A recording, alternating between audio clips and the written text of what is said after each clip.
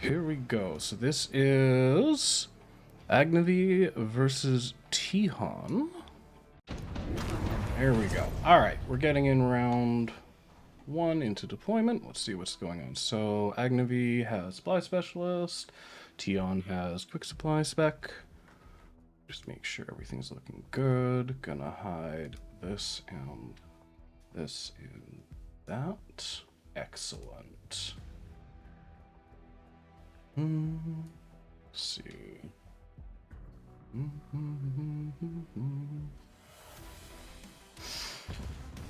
Alright, so Agneviy starting off with Ball Hound against Tihon's Saber Arclight Hound. So I guess he picked up the hounds right away. So there's no fire on the hounds though. Balls are pushing in on the side.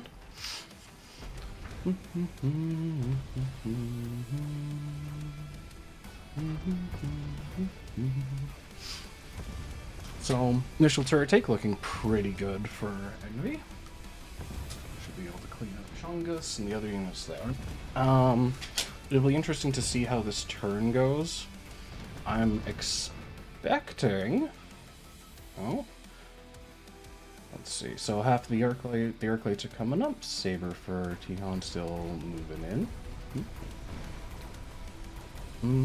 Curious who's going to be favored with the second turret take. Agneviy gets it first, but we'll see if the Hounds and Saber can do it on the turn.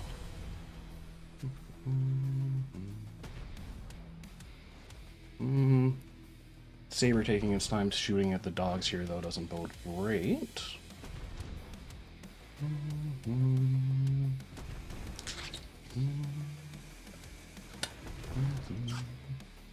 However, looks like Tihon. Oh! So Agneviy just clutches the first round. Alright, let's see how they're going to develop. Cards are getting offered. So we got, whoa, Phoenix and Badger. That was fast. So Badger for Tihon, Phoenix for Agneviy. Quantum being run on the Phoenix. Badgers do have Counterfire and Scorching Charge available, as well as Napalm. Napalm makes a lot of sense on defense here. We see a Crawler flank coming in pretty deep, although the Badger Hound is going to clean that up pretty quickly. Quick supply. Okay, so I guess, was it an Arc? No, it wouldn't have been Arclight Hound. I'm thinking crazy. Leveling up the weak tower for Agneviy makes a lot of sense. And we also have some hounds added into that deep flank. Leveling... Oh, Tihon also leveled the turret that's under attack very, very quickly. These guys are nowhere near as greedy with their play as I am.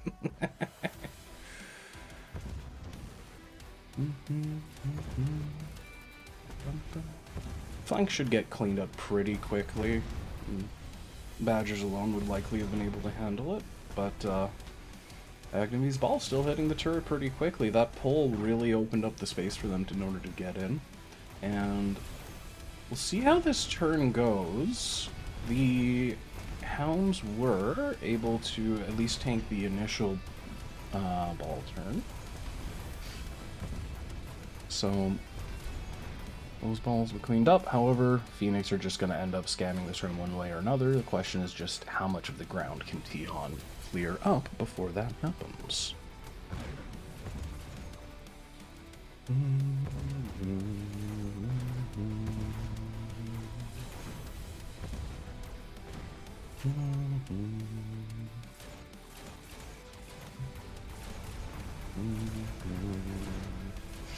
Alright, not a ton, so that's another round win for Agneviy.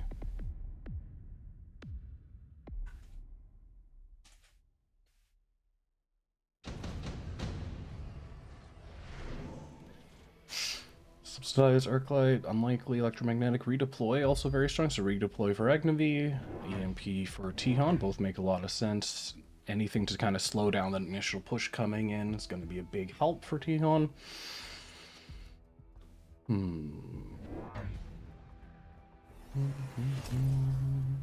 Let's see. Beacon picked up for Agneviy. Okay, so we have... That is a Phoenix flank coming in. We already got the beacon set up to drag it along the back. If that's not answered very carefully, that's one of the more dangerous ways to play these Phoenix flanks for sure.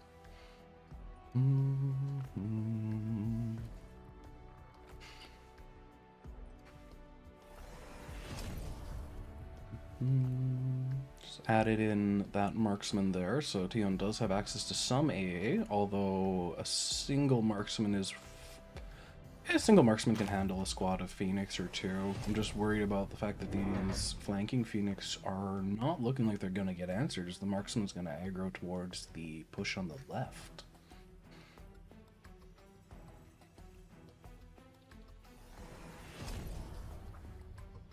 Can we actually center this just a little more?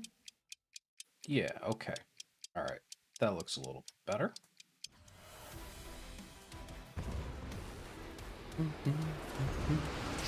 Oil coming in for Tihon, further slowing the push down.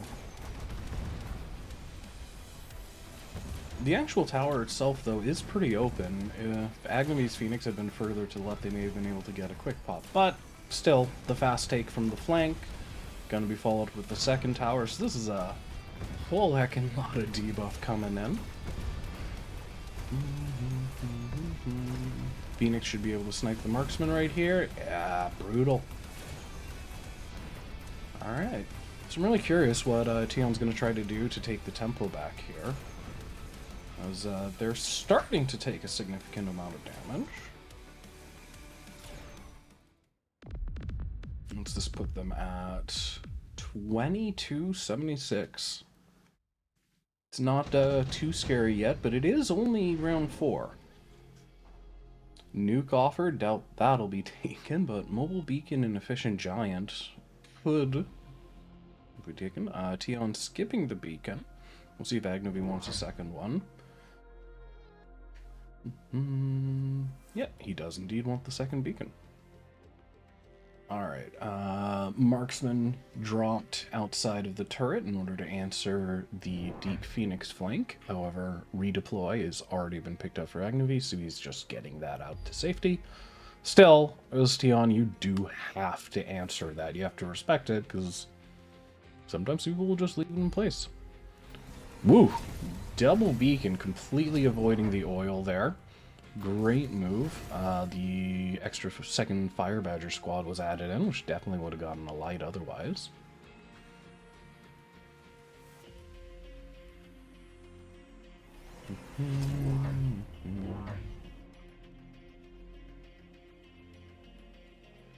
Okay. Leveled balls, leveled hounds. Still, oh yeah, got range on the hounds. I believe they got that this turn.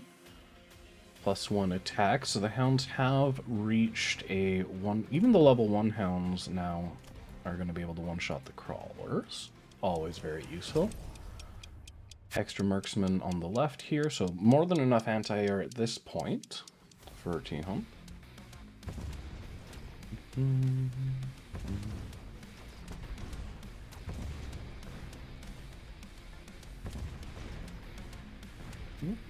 Few crawlers still dying into the fire, but dogs crucially are safe and coming in on the flank.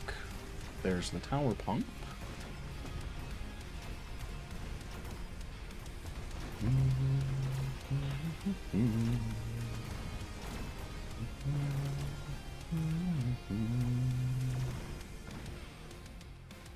Okay.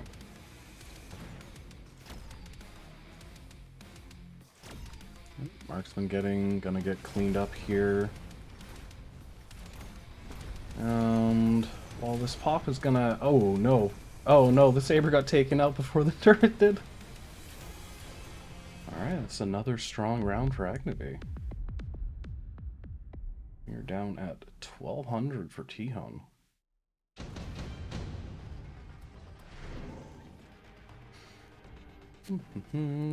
Few good units on offer. Rhino's always a strong choice on aggro, although they are only rank 1. Wraith does seem playable for both players. feel like I'd be surprised if the Phantom Ray gets picked. Phoenix already answered them fine for Agneviy, and Tihon already has marksman on the field. I'm curious if either player goes for the Stormcaller. I don't suspect it's a great pick for Tihon. Agneviy could probably play it, but he goes for the Wraith, which makes a lot of sense.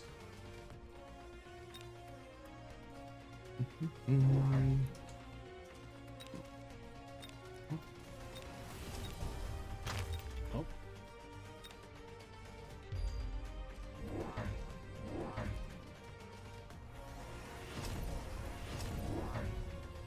Okay. Crawlers have been added onto the shallow flank. That was last round. Oil coming in from Agneviy, wanting to burn, cause some self-fire there for Tihon, and the Raidens coming in for Tihon. Raidens make a lot of sense here. A lot of medium count unit groups with the balls and the hounds, also decent into the Phoenix. And we'll see how this one plays out. Shield over... Shield won't block enough of the oil to be significant, it's looking at. That still should be a decent light.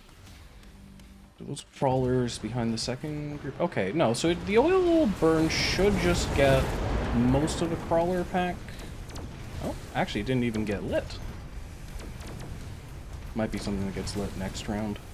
Balls still getting onto the turrets so fast. So fast. And it just doesn't seem as though Tihon has been able to, you know, respond, you know, well enough to all of this pressure coming in.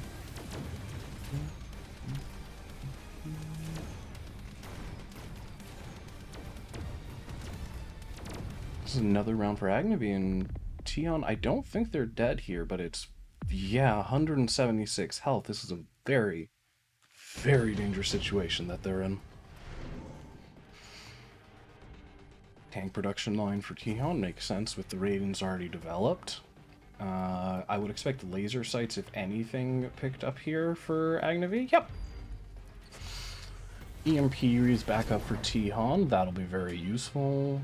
And extra Phoenix for Agneviy.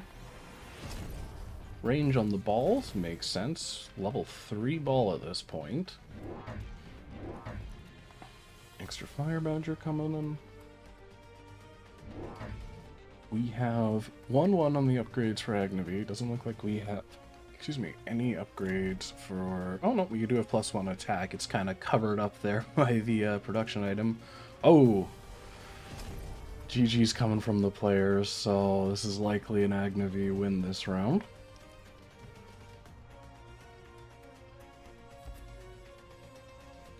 But we'll see exactly how it plays out shortly. I'm expecting the oil in the top here should get lit as these badgers hit the crawlers.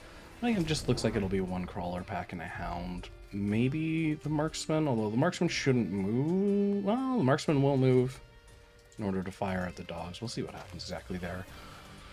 Phoenix getting dodged out of the EMP, although I'm wondering if the Phoenix on the right gets tagged by it anyways. Temp range picked up for Agneviy, and lone coming in for Tihon. Alright.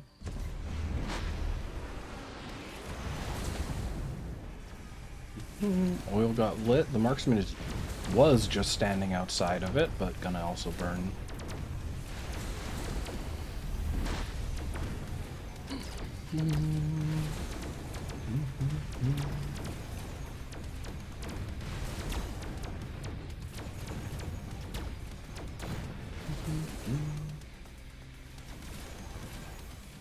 So, Tihon's doing a lot better this round than they have in the past, and it looks like they have figured out a way to successfully answer the push. Unfortunately, they just haven't had time to get all the pieces they need together, and that is game. Actually, join Agneviy Tihon game 2, since it looks like it's taking Sauron Apotekariy a little bit to get going.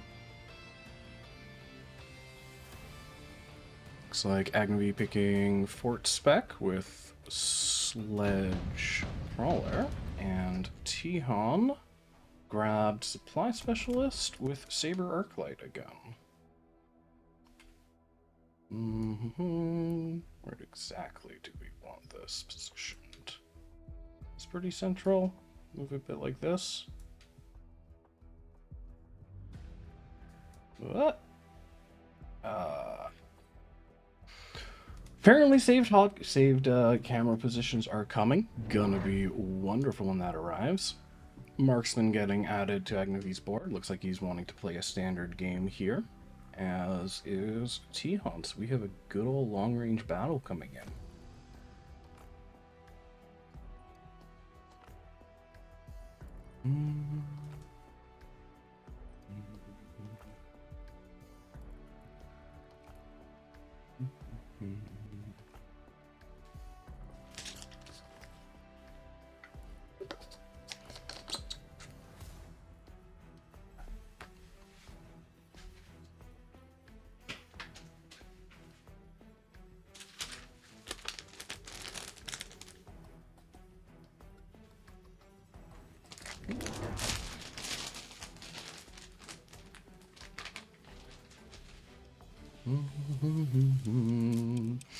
Crawlers being added for Tihon makes sense. Round one.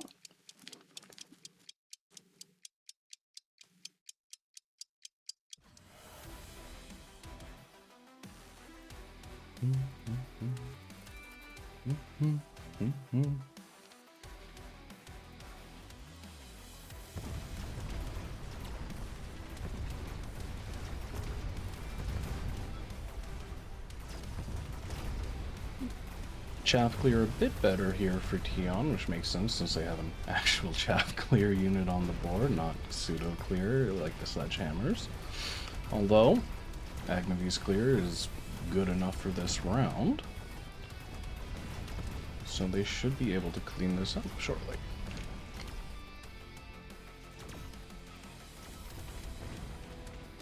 Oh. Ooh. Alright, Saber just in range of the Chunkus.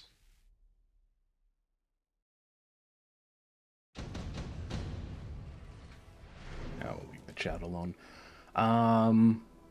Haste module makes sense. I don't expect any of these other cards to be picked up. Potentially Elite Hacker for a later gameplay.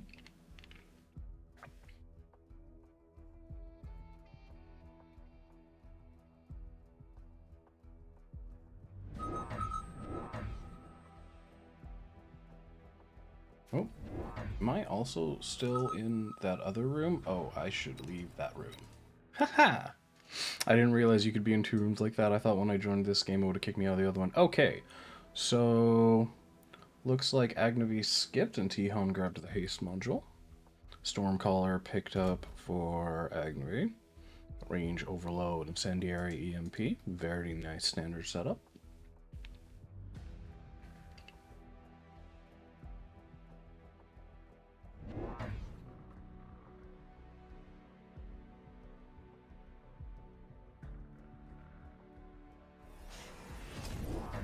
Two marksmen and an extra crawler for Tihon. Oh, it's two stormcrawlers for Agneviy.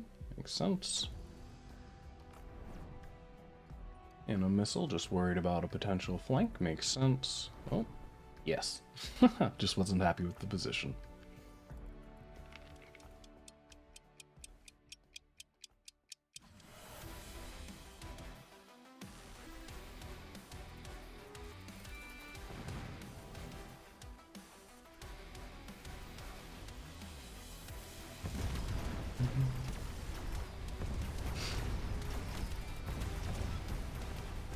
So, Stormcaller on the left getting a lock into the Saber really quickly. So the sledges shouldn't be under too much pressure. On the right as well. Looks like these Stormcallers are just going to clean up this round pretty quickly, and Agneviy is on to another good start to a game.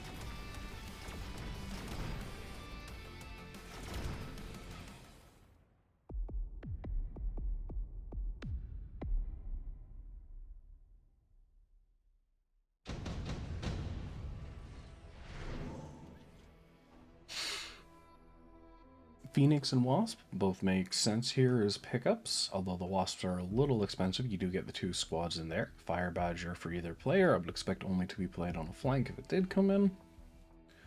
Wasp for Tihon, Fire Badger for Agneviy. So, expecting either flank or cell. But they are actually choosing to play Fire Badgers in Standard. Interesting. What are they running? Okay, yeah. Counterfire, Scorching Charge, and Field Maintenance. Interesting. Interesting. Would normally expect at least Scorch on the bar, so this is... yeah. I haven't seen people playing that bar on Badgers too much. Missile Interceptor Mustang picked up already for Tihon, so did correctly identify how much damage the Stormcallers were doing.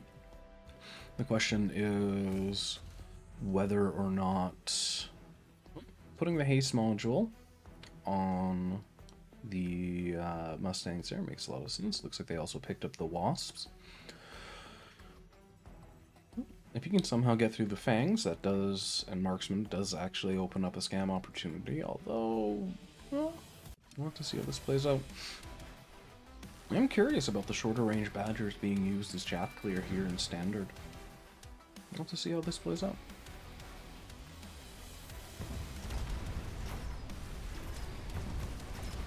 Oh. Badger AI getting a little stuck behind the Marksman and small turret there.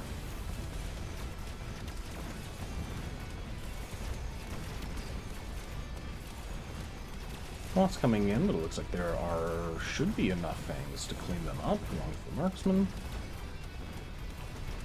So, right side is looking much better for Agneviy this round. Mustang's definitely helping keep everything alive. Although left side crushing for Agneviy.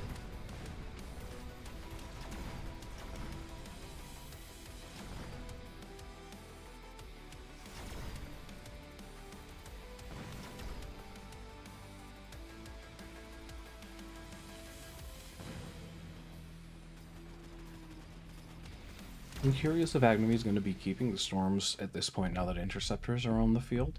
Tihon going down to 2,500. Didn't start with a lot of health this game.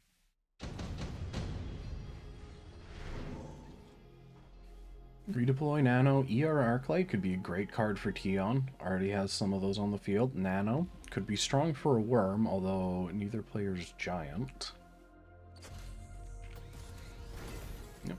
Okay, Nano for both. And Nano on the Big Badger.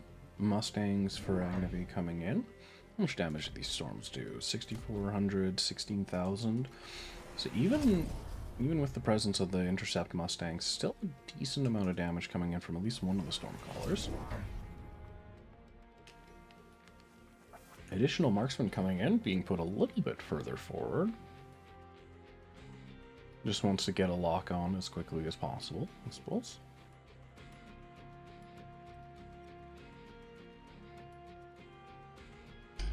Mustang positioning for Agneviy is all the way back on the back line, which makes sense. They're not trying to use them to intercept anything. Regen went on Tihon's Saber.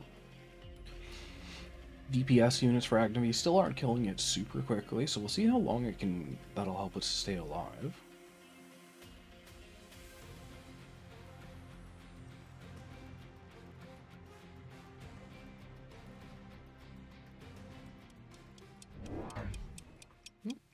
Additional Arclight. And range picked up on the Arclights. That's going to help with the clear quite a bit.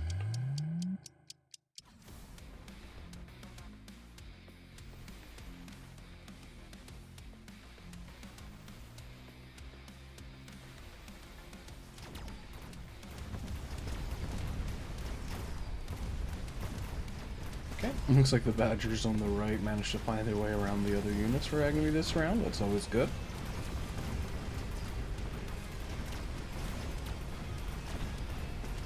Regen Saber is actually staying alive quite a bit longer than it has in the previous rounds, although still, Agneviy just with a crushing board.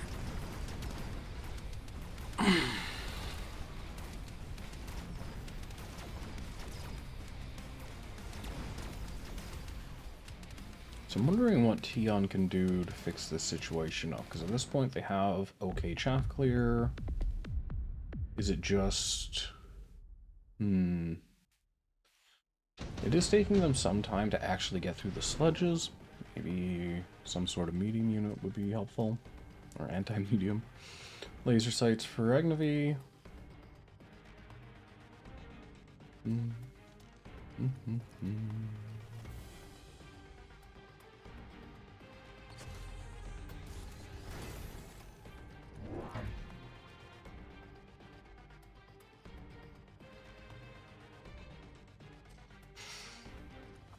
We'll see what Tihon picks up here. I'm expecting laser sights. Intensive might also be okay. Range pickup for Agneviy's marksman.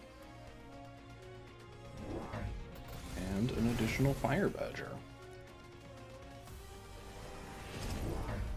Favoring the additional squad of Mustangs over another upgrade. So these fire badgers are still going to be quite short ranged. What is it, like 135 on the arc lights versus 75 on the badgers at this point? So getting very severely outranged. Range picked up on the Mustangs for Tihon.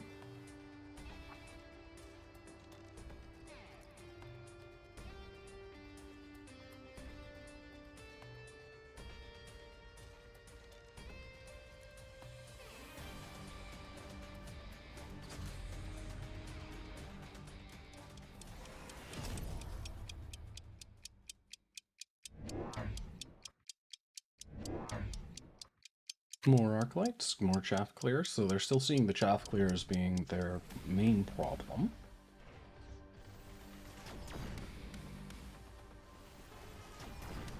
I'm just not sure that the 2 sabers and 2 marksmen are enough DPS for him to actually get through. These rank 3 badgers with regen are being a real problem.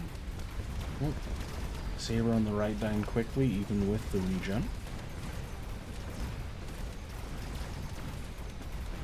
Okay, things are looking much better for Tihon on the right.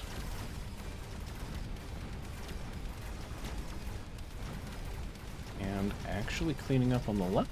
Is he actually going to take this round?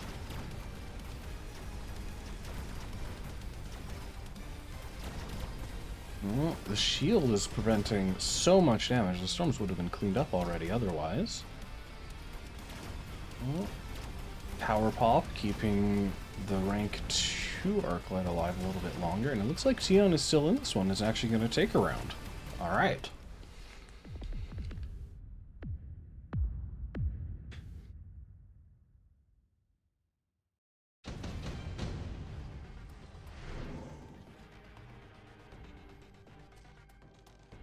Ion Blast coming in. With the game being fought in the 2 lanes rather than kind of all bunched up, Ion not necessarily the strongest, but Agneviy likes it here, so hey. See what it gets done.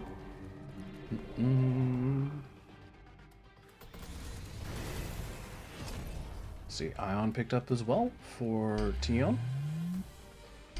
So they are just wanting to basically crush the side each. Actually, looking at this position now, Agneviy identified a really strong Ion position. Expecting that to... Not 100% of it's going to take out the entire Mustang pack in the center there, but a chunk for sure. Shields coming down, okay. Makes sense, you can't let an Ion go unanswered, although Agneviy has enough health, he could have technically greeted the round. I don't think there's a reason to. There's no reason his board shouldn't be able to take a win. Oh, you got a rank 3 Arclight coming in for Tihon. They are running Elite Arclight, so we could see some very long-range shenanigans. And we got range coming in on the Sabers, as well as the level 2. So they are sticking with the Sabers for their primary DPS.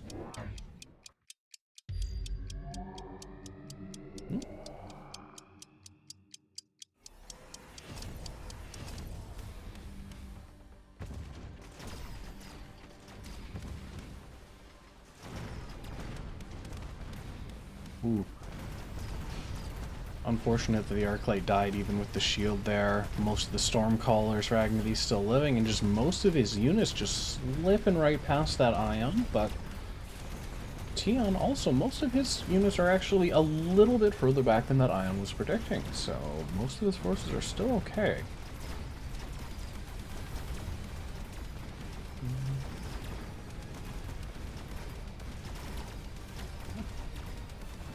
Agnevy's marksman starting to find locks on these sabers, although not getting through quick enough. You know, without double shot or serious levels, they just don't quite have the DPS to get through these beefy boys.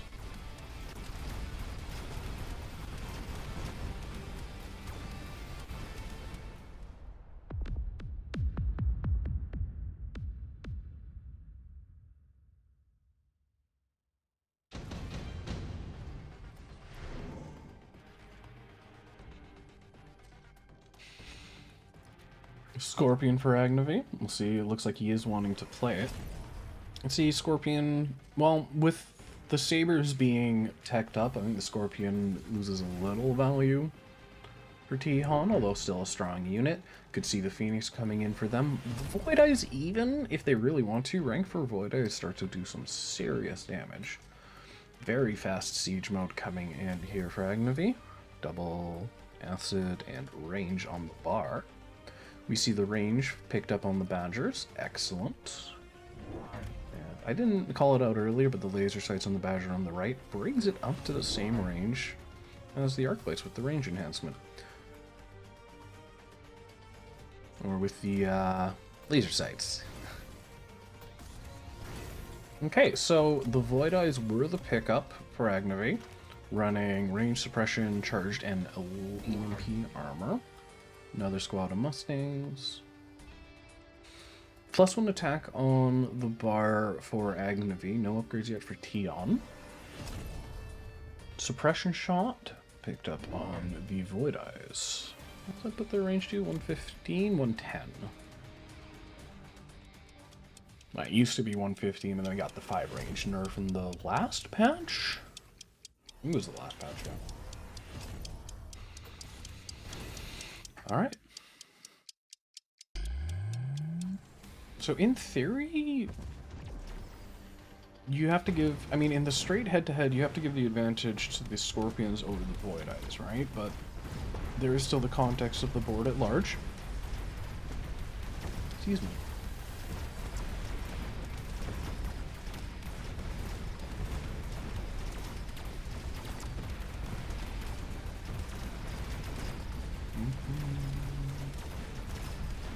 Hard to tell right now who's coming ahead on this one, but it's looking like Tihon is starting to actually break through and push forward. You know, these Arclights are just doing a wonderful job of chaff clearing, although Siege Corps should still get cleaned up, but they are bringing down a few enemies with them as they fall.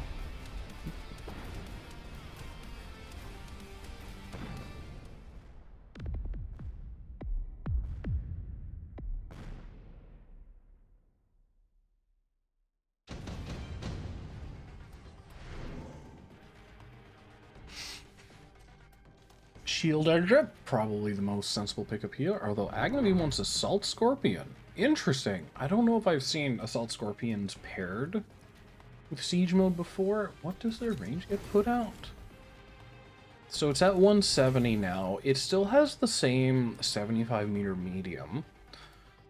So that's interesting. So it gives a very, very narrow range where the Scorpion can actually engage, but you know, the Assault Scorpion card does help to offset the attack interval. Actually, it offsets the attack interval evenly, 1.5, 1.5.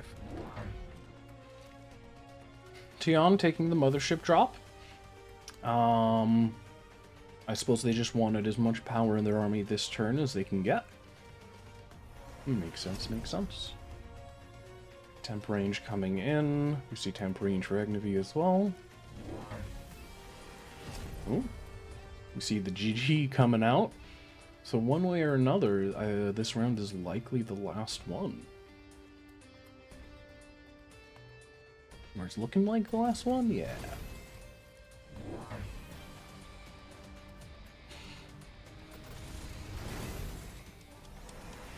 Big Marksman, elite on the Arclights now. Oil for Agneviy.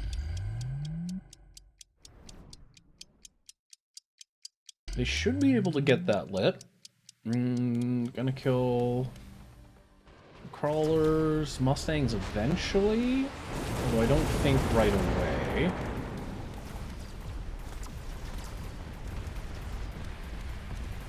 Pretty quick light, so that is going to help out Agneviy's chaff clear quite a bit here.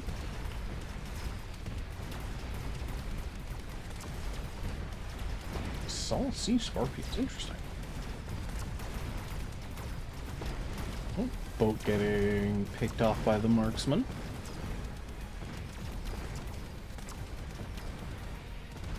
Ooh. Now looks like the extra chaff clear and Scorpion was the sauce here for Agneviy. Does that actually gain that round? Wow! Just barely inching it out. Excellent 2-0 by Agneviy, and that is the first series completed. Alright, so we are coming in very late game here. We got Vulcan Marksman on Vulcan Marksman. Orbital Bombardment coming down here for, I believe, Sauron is on the bottom, and AdaYofLife is on the top. AdaYofLife? We'll call him Ada. We'll just go with that, and that'll work.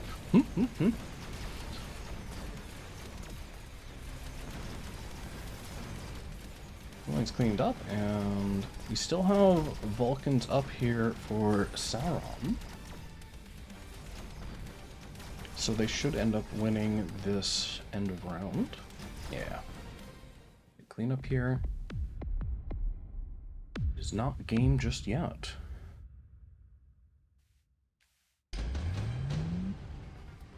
Okay.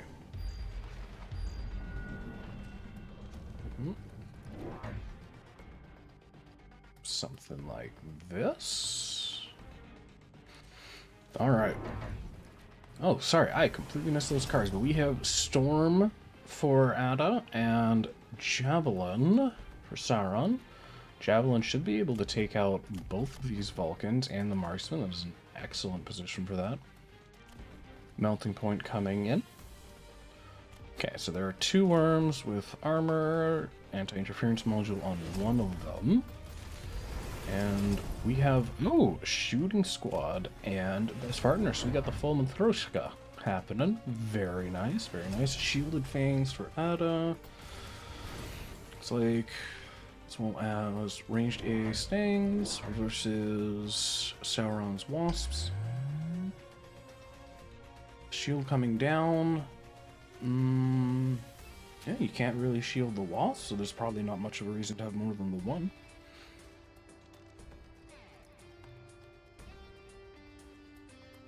Oh.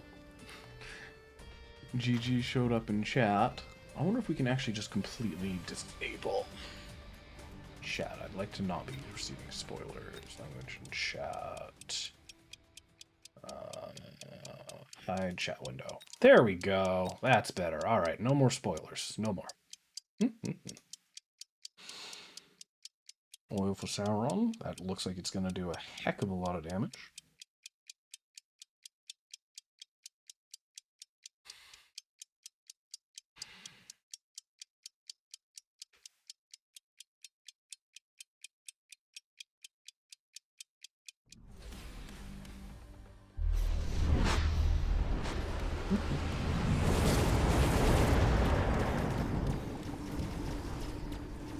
Alright, Storm taking care of a good amount of wasps.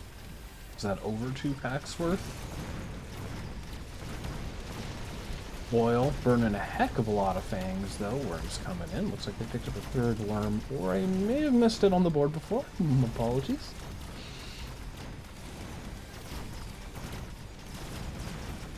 And even with the storm, though, that counter oil was just devastating, and Sauron picks up the win. I am not certain. It looks like, I think this was just game 1, so we should be able to hop into game 2. It looks like the room is being set up. All right, we are into it. So, Sauron in blue, Ada in red, Ada picking cost control specialist, Void Eye Mustang.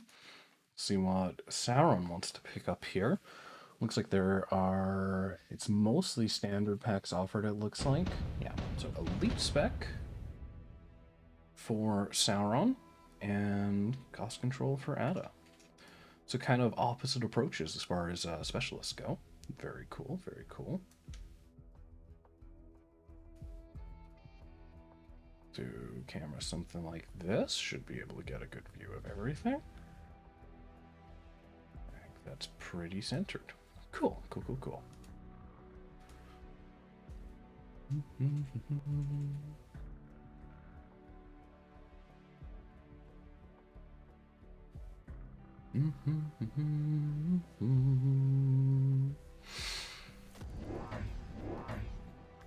Marksman picked up for Ada. So wanting to get into that long range game. And very fast suppression shot on the Void Eyes. More Fangs coming out here for Sauron, so does it look like we actually have a Fang carry game coming in? Running Ignite on the bar.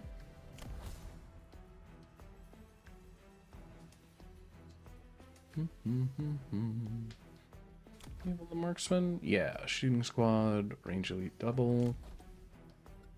We also have Shield, EMP Armor, and Range Veil on the Void Eyes. So Keiichi on the Stings.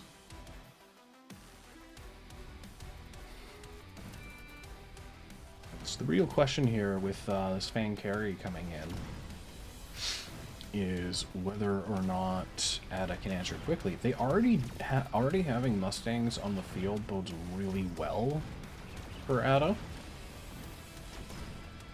Just because they kind of outscale the Fangs, you know? They do the same job, pew pew pew, real fast.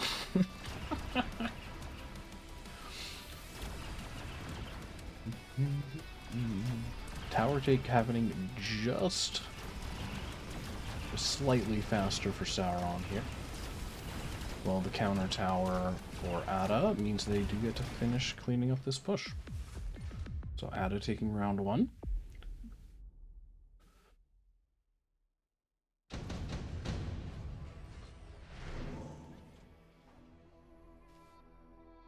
Crawlers for Sauron would make sense, although it looks like they're wanting to pick up the Tarantula, and that's looking like a sell.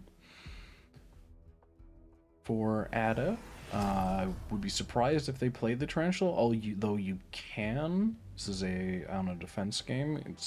The ranges are fine. I would expect Crawlers to be picked up for them. Range coming in very quickly for the Fangs. As well as one additional pack. Looks like they aren't able to use all of their deployments. This is a thing that can happen with Elite, unfortunately. They would have had to have sold one of their turrets off last round. Well, no, because even if they sell a turret... Yeah. If they had sold a turret off last round as well, then they would have had the extra money here, but just opting for a missile instead. It can sometimes be scary. Selling off, turrets round one in case you end up in a headbutt. But, Void Eye Mustang is not typically played so aggressively. Can be, but usually see it more in standard setup.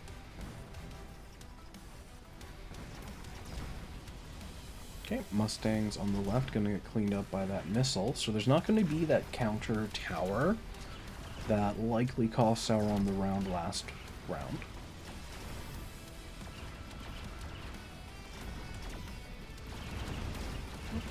There's the speed up, and the Fangs do indeed take round two, so that's very good for Sauron.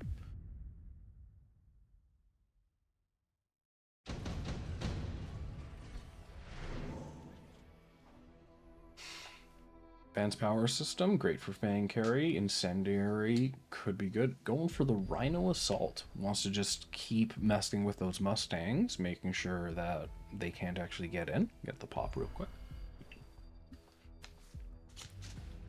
For Ada, Rhino Assault, Missile Strike, Incendiary all make sense here.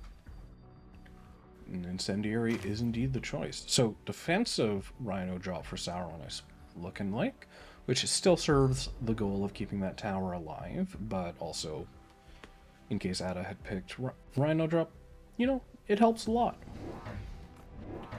Ooh, another Rhino coming.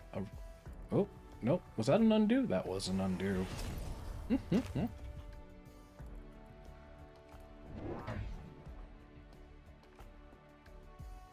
Okay, so we have Fangs coming in for Ada. I believe they picked up Mustang range this round. Okay, so Sauron does indeed choose to go for the Rhino there. It's wanting something to tank the Mustangs a bit. And that is a very fast armor click. I was wondering if that was going to happen, or if just another Rhino, but it looks like they are favoring the additional Fang deploy.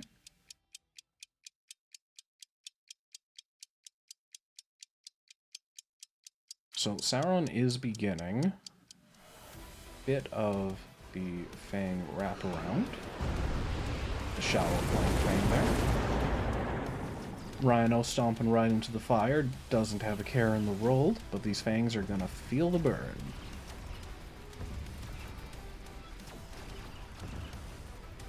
See if this dropped Rhino gets anything done. I expect it just to get killed.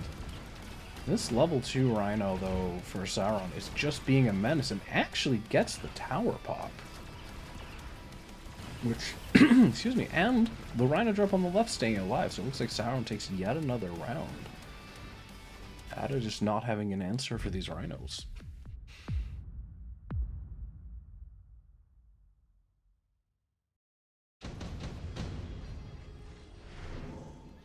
Laser sights for Sauron and Ada. Expecting those on Mustangs and Fangs. Another Rhino coming in. I guess the one thing with playing Elite Spec Fang carry is it's harder to get those really early Fang upgrades, so we see no Mech Rage clicked even on round 4. I'd expect to see that next round. Rhino coming in on the flank, still helping to protect those Fangs, and a Vulcan. Vulcan is the choice for Ada to respond to this. I don't believe I've seen the updated Vulcan against Fang carry before, and it's an undo. Okay, so they're identifying the Rhino as the problem. Going for a melter. Do they have multi-melt on the bar? They do have multi-melt. Got the laser sight item. Probably doesn't need multi-melt though. The Rhinos are running way ahead of everything, so it's not like you're trying to kind of fish for those 1 or 2 little beam locks.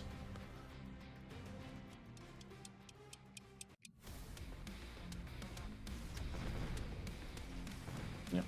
The instant lock on, well, virtually instant lock on that Rhino on the flank, and the second Rhino as well.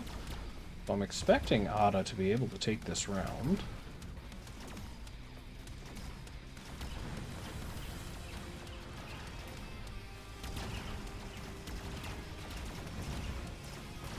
Excellent melter. Good lord.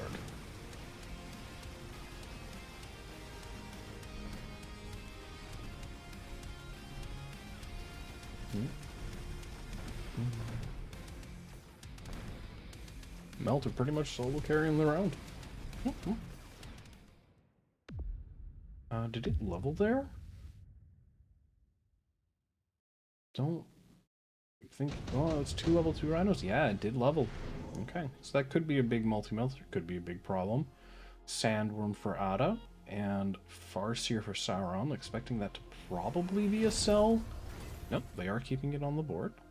And we got a very fast mech div on the worm for Ada. Okay, there is Mech Rage on the Fangs. Makes sense.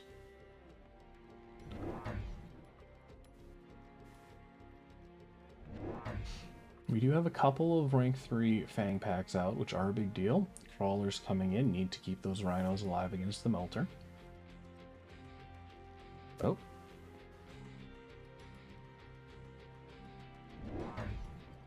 Ah, okay. Wants one pack of fangs and another rhino. Wonder where that rhino is going to end up.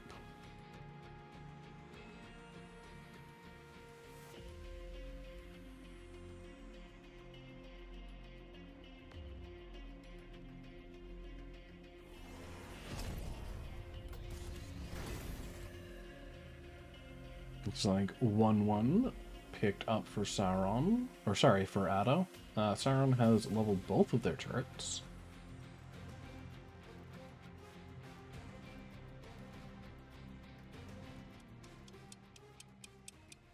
Rhino added on the left for Sauron. Kind of surprised they aren't selling off their buildings. At this point, the battle is happening entirely on Ada's side of the board. Alright, Rhino still dying pretty quickly, and the second also getting rocked. Very unfortunate for Sauron. Worm on the left kept the Rhino off the tower. Good job, Worm. It seems unlikely the fangs that are left are going to be able to get through this other sandworm. And that is a very convincing round for Ada.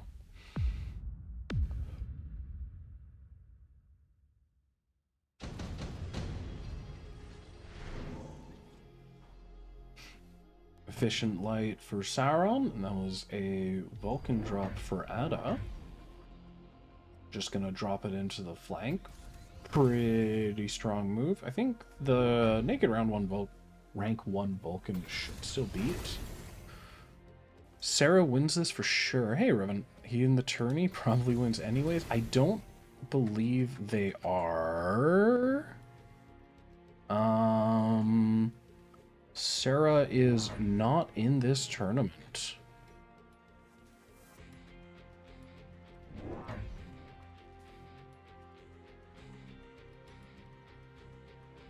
Oh, or unless Sauron you're referring to?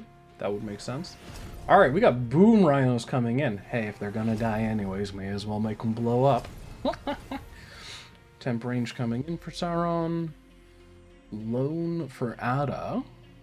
So they just needed a little bit of extra money for the worms. We got a rank 3 melter on the board, though. Good lord, that is big.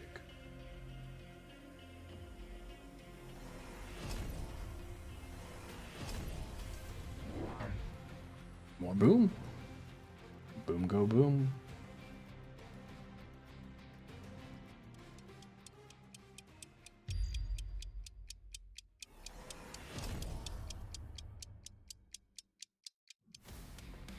Alright. Beating into the tower. Only the one melter on Ada's board still, so this Rhino should be able to get in relatively uncontested. Unless the second worm gets to it in time. Oh, no, that is going to be a fast tower pop. Boom Rhinos also taking the other tower on the right out. This should be a crushing run for Sauron, and the Vulcan drop, which Ada was hoping would give them an advantage this round, just not getting in time. These Rhinos just stomping.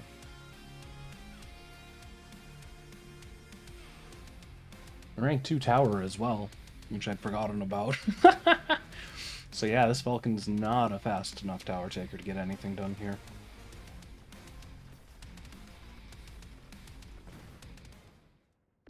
It's a big hit. Oof. Alright. HP has been evened out quite a bit between the two players. Javelin, I believe the Melter wouldn't die to that. It's already big enough. Yeah.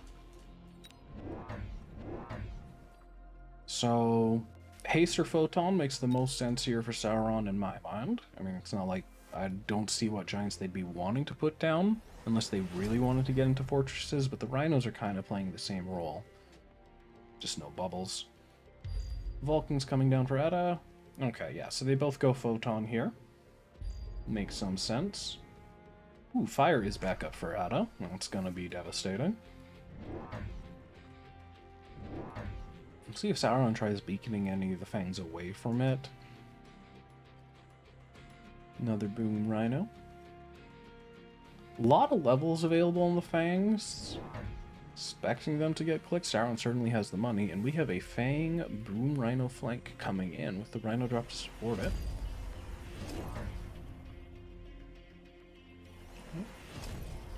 Ooh.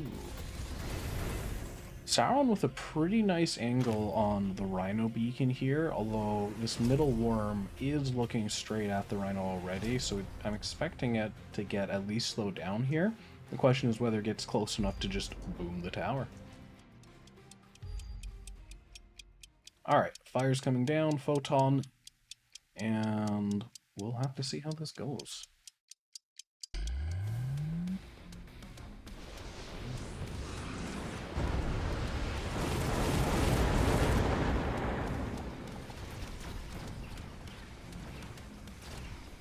Okay, so the worm, with Crawler's help, has managed to stall that Rhino, but we get a boom off on the left.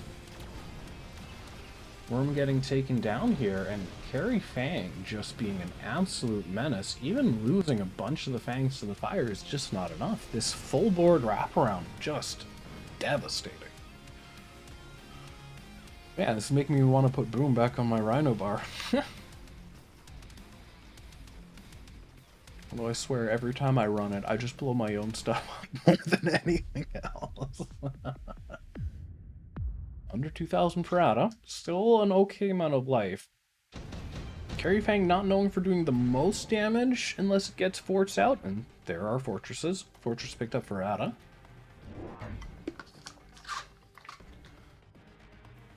Feels like fort or cell for Sauron to me. Well, fort and cell. They could drop the bubbles.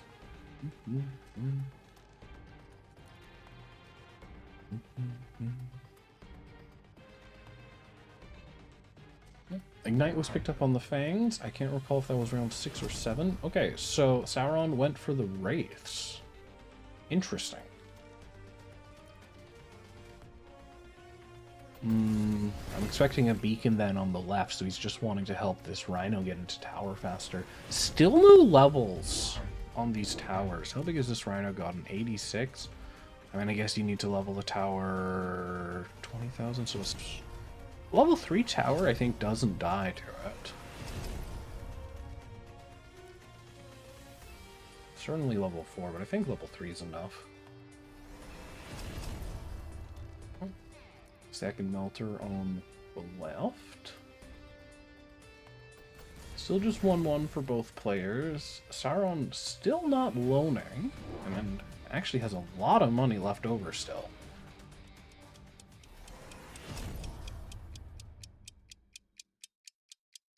Alright, photon on the Rhinos.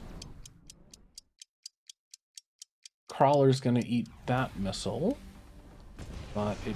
Oh, wait, no, sorry, that was Sauron's missile. Just absolutely opening up the way. There's nothing in the path of that Rhino, and this should be another very quick tower. And chop. Not leveling these towers, looking like it's costing Ada a lot of health. I don't think this is gonna be game, but it's gonna be close at this point. Oh, actually, maybe. No. Oh, yeah, no, that's game. Ada is done. Well played. Alpha Pingxi. All right.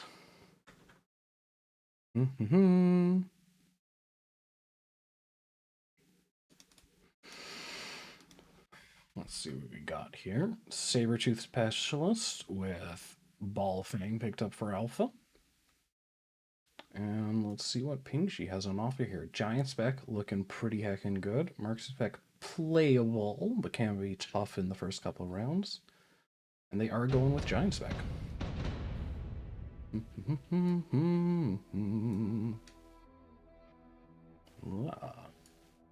Center. Center. Alright, we got this. Alright. Alpha picking up arc lights, so I'm expecting them to just set up standard as well.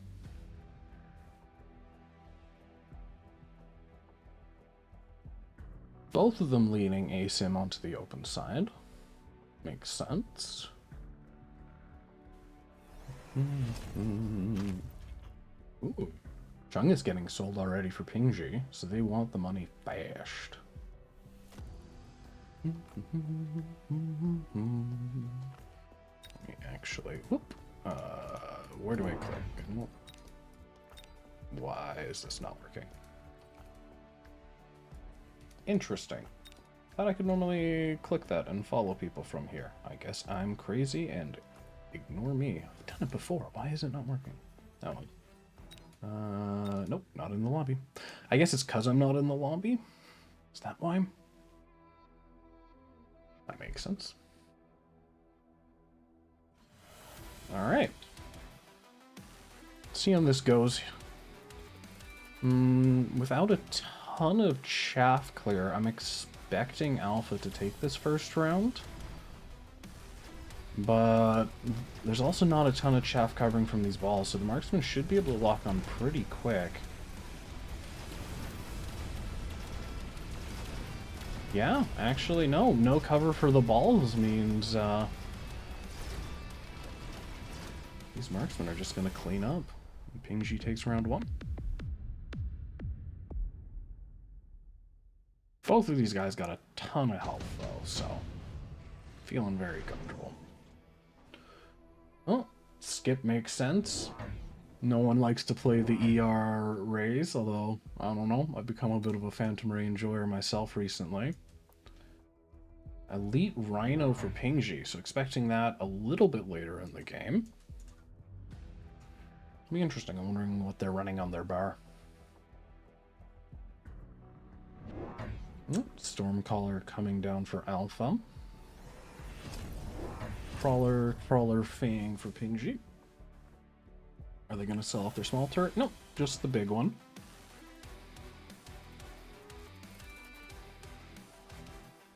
So I'm still worried about the fact that there's no cover for these balls, but we'll see what the Stormcallers can do.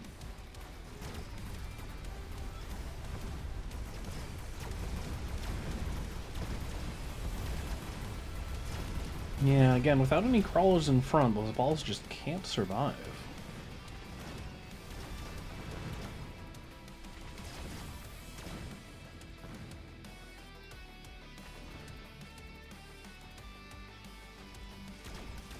Pew pew pew.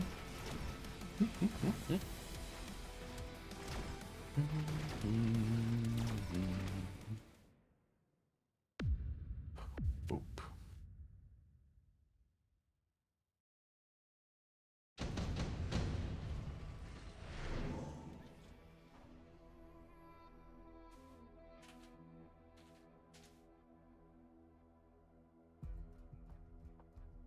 Alright, Alpha grabbing Scorpion, makes sense. You could see Wasp or Scorpion for Pingxi. They don't have any... Nope, so they did... There's the Scorpion, some extra crawlers. Oh yeah, they're Saber Specialists. This is their Saber round. We'll see if they keep it or sell it off. Pingxi's still taking some time to decide. I would be very surprised if they pick the Void Eyes, although, you know what? You know... Alright then. Scorpion's got a great matchup into the Void Eyes here, as do the Stormcallers. Saber is on the right, just looking to put some tower pressure on. Void Eye there to match. So, hey, you know what? Gonna get some use out of these Void Eyes. Very nice, very nice.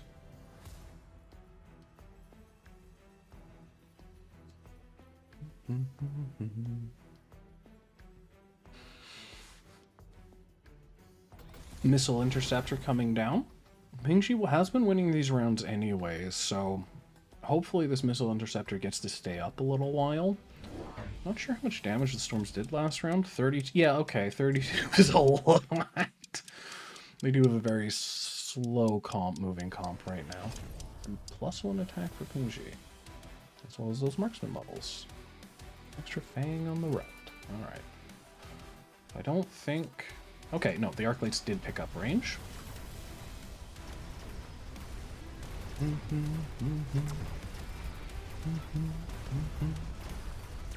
Chungus helping Shaft clear on the left, but those Void Eyes should make quick work of the Saber-Tooth. Missile Interceptor helping out a lot, but still enough damage here between the Scorpion and the Storms. Oh, ooh, just barely cleaning up with those marksmen at the end. So that missile interceptor looking like a brilliant move. Javelin coming in for Pingxi. Lightning Storm could have also made sense. This game's going long enough, you'd expect it to come back up, but saving 150 on Javelin's a lot, and hey, this Scorpion and these Storms are the problem, right? Ooh, mostly the Scorpion. Vulcan for Pingxi. And didn't see what Alpha clicked there, so I'm guessing it's just a skip. We got range stangs coming in and more Arcalites. Yeah, Arclight on the right now to help support the Saber.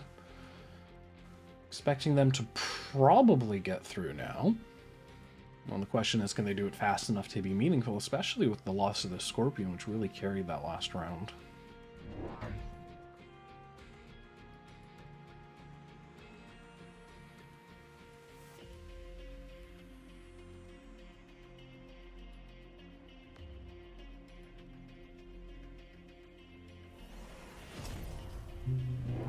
+1 for both players. I think Pingxi had picked that up first. And +1 defense for Pingxi. Alright, goodbye, Mr. Scorpion. Goodbye, Stormcallers. Ooh, and the Arclight. I didn't think it would take that one out. Uh-oh. Arclight on the right getting stuck behind Chungus. We'll see if that matters, because these Void Eyes are going to be able to get through the Saber now very uncontested.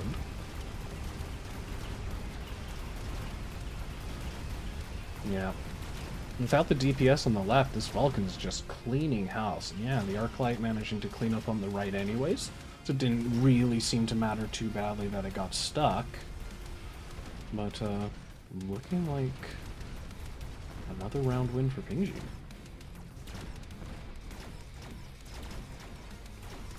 Alright.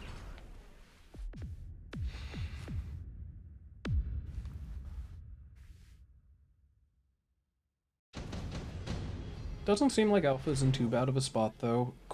Insta-click on the super supply for Pingxi. I would expect it to probably also get clicked for Alpha. Still early enough in the game where it makes sense. Nope, they are going for a skip. Second Vulcan, Siege on the Scorpions.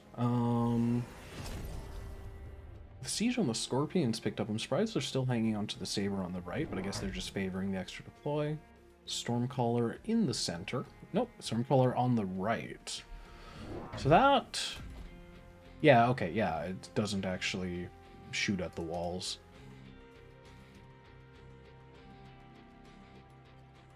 I don't think it did, but I'd never actually checked that before.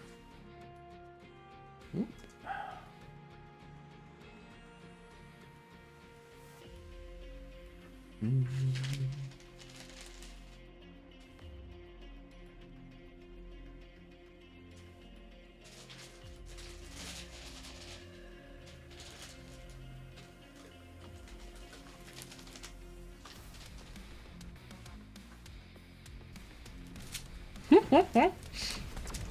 I don't know why, but Eunice getting stuck behind turrets just amuses me so much. Look at that silly little Arclight. What a goober.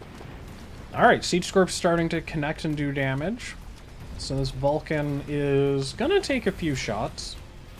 Scorpions still aren't leveled yet. No double shot.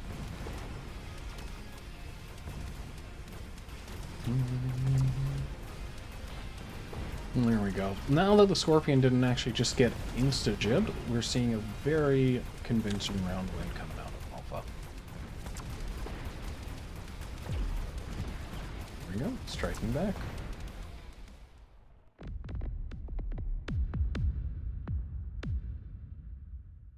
And hit HP is pretty much equalized. Worm Fort, Raiden Farseer.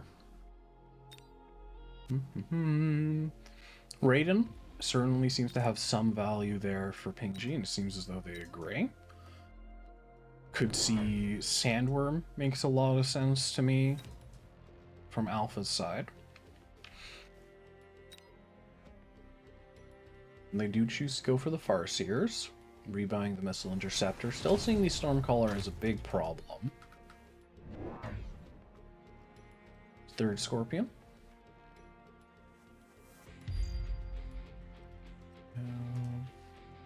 Yeah.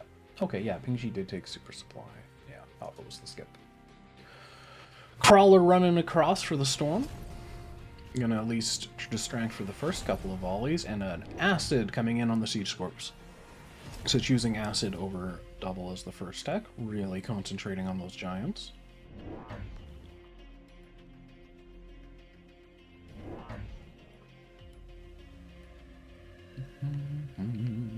Fleshing out the chaff for Alpha. Both these players with relatively balanced boards seem to be in good states. Range on the marksman for Pingxi. Are they running? They are running Best Partner indeed. And do they have chain or fork on the Raiden? They have chain.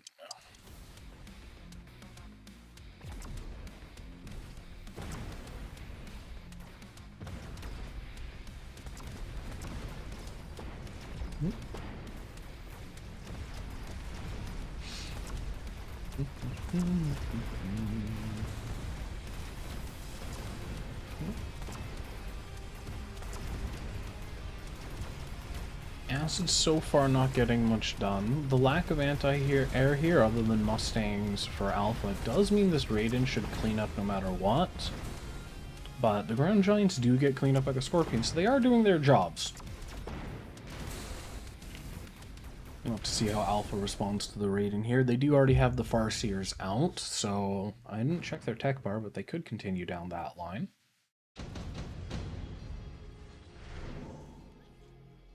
Advanced targeting systems for both, so really favoring range, and this does have aerial spec and burst, although burst not normally needed against Raidens. Maybe against assault Raidens. Oil for Alpha. I'd expect that just to slow. I'd be amazed if that got lit. But even just slowing for the Scorpions is such a big help.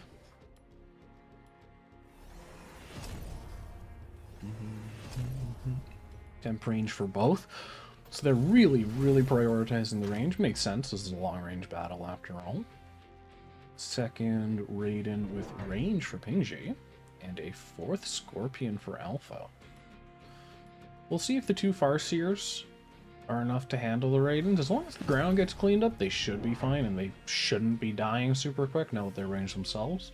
A medium crawler flank on the right by Pingxi.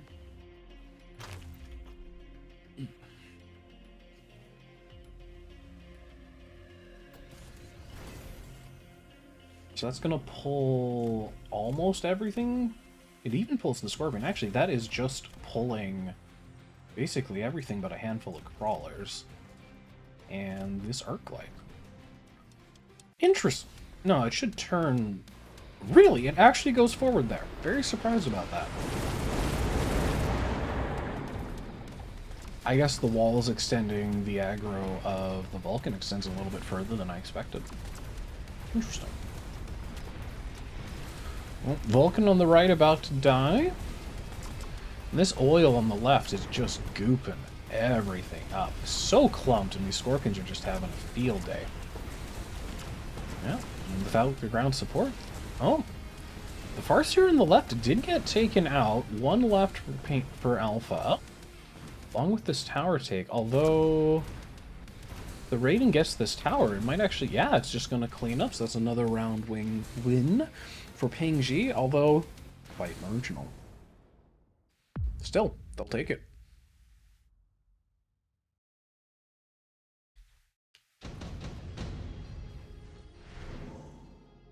Alright, fast photon for Pingxi.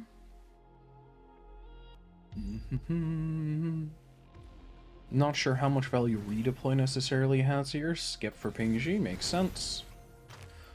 Photon, a decent response to the acid. Alright, AA picked up on the Farseers, a level and 2 more. Hopefully that's enough to actually deal with these Raidens, especially as the one on the left already has a level. Ah, predicting the Javelin onto the Scorpion and Stormcallers again, although that's not even where it's going.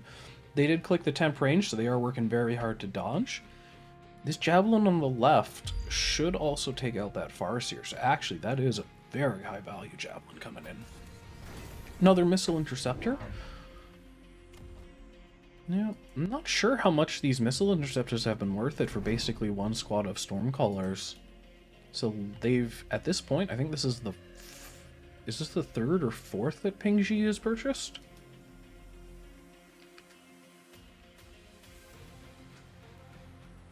At some point you wonder if they just should have clicked anti-missile on their stings. 2 more ratings coming out though, and we got a bunch of level 2 Vulcans at this point. This is a pretty scary looking board from Pingxi.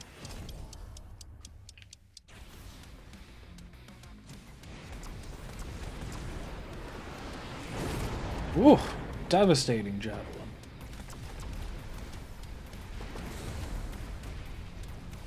Oil again, slowing and grouping everything. Although, not going to be getting the acid damage bonus just yet. Vulcan on the right just insta-jipped. Well, by the time the Scorpions are actually connecting with the Vulcans, Photon has ended. Most of the left side cleaned up, but should be a round win for Alpha here.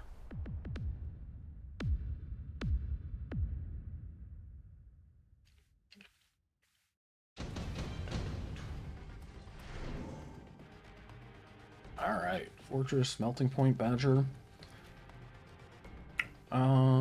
Wraith. Fire Badgers could be nice for the flanks. Wraith for the cell, I believe. Or Melting Point picked up for Alpha. Makes sense, you got 4 Raidens on the field and the 3 Vulcans already. Still, they seem to have been doing okay generally, but these Farseers have only... He has 1 level 3 Farseer. The others haven't managed to pick up levels yet, so I don't hate if they keep the Melter. Alright, Pingxi went for the Badgers. Setting them up in ahead, so they could... This suggests an oil play? No, they are going Scorching Charge. Alright. Well, ain't that fun. Bubbles for Alpha, Wasps for Pingxi. Wasp makes sense. You do want some cover for the Raidens at this point. Trying to clear that Crawler flank as fast as he can with the missile. And double shot on the Scorpions. So Vulcans are not long for the roll at this point. The Scorpions are fully online.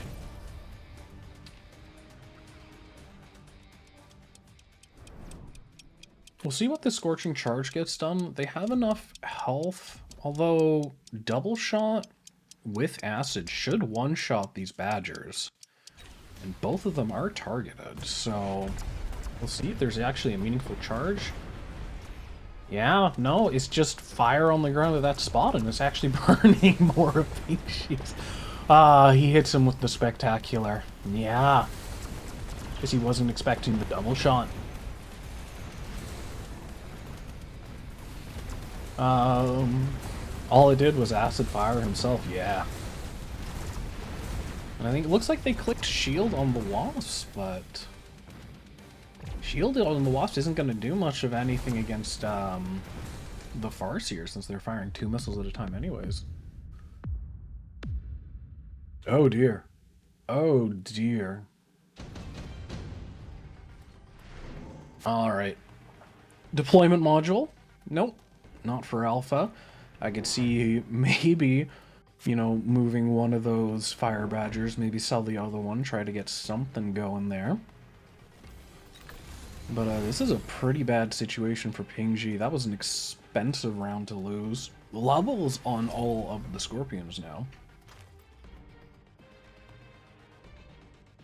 Elite picked up on the Arc Lights. I think that was last round? Round before? I'm sorry, I missed when that got clicked. Flying on the Void Eyes, also trying to just create some air chaff and noise. But I'm pretty sure, yeah, it's 1,500 each. You'd have to have a really high level Wasp for this shield to actually do much of anything. It does technically help against the Mustangs, but without AA, you're pretty much just considering the Farseers, right? Overlord with Photon? That seems like a good idea. And it looks like he could afford the one on a second Overlord. EMP coming in on the Raidens. Does he go for Overlord 2? Sky Boogaloo? Does actually put the third Badger on the line. And that is getting targeted right away, so I don't expect any of these Badgers to actually get anything done still. Okay, so just the one Overlord coming out. Oh. Hey, they actually got a charge off. Very cool.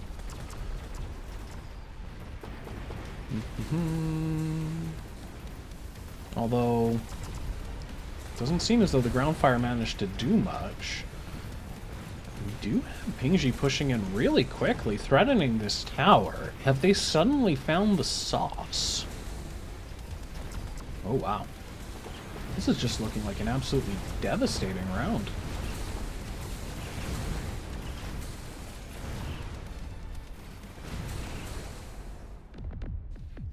Oh dear. I'm amazed that went as well for Pingxi as it did, but okay. Was that Burst picked up on the Farseer? Did I miss that? They did pick up Burst. Interesting. I'm not sure if Burst was the best tech here. Nano makes sense. Steel Ball repair, Steel Ball production for Pingxi looks pretty good. Yeah. Definitely a situation of winning despite the Badgers rather than because of... Yeah, no, the Badgers still weren't accomplishing anything. But we are getting another Badger on the line, so Pingxi still feeling as though this line is worth playing. AA clicked on the Stangs. So really wanting to chew through those wasps as quick as he can. Open up the Farseer's path onto the bigger air giants. Oil back up for Alpha. C up at just +2 attack, I believe, to 1-1. I'm kind of surprised Pingxi isn't going for an oil play with these Badgers. Try to splash onto... Well, there's shields there now, but... If your Badgers are going to die anyways, may as well try to spread the fire you are getting. Missile Interceptor finally picked up on those Mustangs for Pingxi. As well as a bunch more packs. So there is a Rhino drop coming in from Alpha. It's going to pull a whole lot of Pingxi's stuff, but I expect this Raiden should just... I don't know if that's a one-shot or a two-shot, but with the extra support there, that is going to be an instant Rhino death.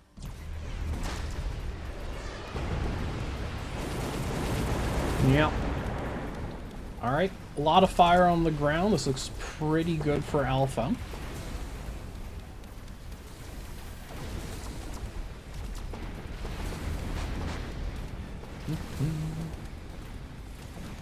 Though, the Wasp Vulcan Raiden is just storming on through.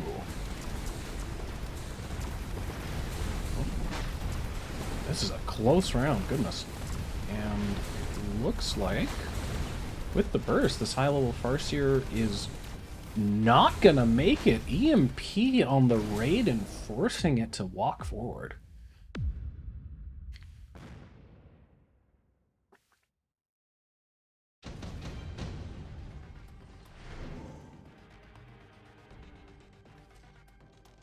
Not sure if anything really makes sense for either player at this point. Enhancement module, while it could get... There's no levels really available except for this Vulcan for Pingxi. He already hit skip. Doesn't make sense here for Alpha, so I'm expecting a skip. That is a very far forward Photon. So preventing the acid damage, the double shot alone, though, can already one-shot these Badgers, so I'm not sure if this Photon is going to make a difference. Did pick up the enhancement module for the Scorpion. Dead before Photon hits. That too. Well, I mean, how long is the travel time on the Siege Mode Scorpions? I feel like it's going to be close. But regardless, the double shot alone should still one-shot them. Taking out that level 3 Farseer with the Javelin makes a lot of sense for Pingxi. Certainly the largest threat to his big air units. These other Farseers getting some work done, but not a ton. Additional Farseer, more Mustangs. If he wants it to live, he just needs a crawler betwixt them to take the first hit. Yeah, I was wondering about that. You just put a crawler here, right? Something like that. Alright, let's see. So the photon did land, and we do get a charge off into the lines. Gonna actually clean up some of Alpha's chaff here. This, you know what? Hey, that photon helped.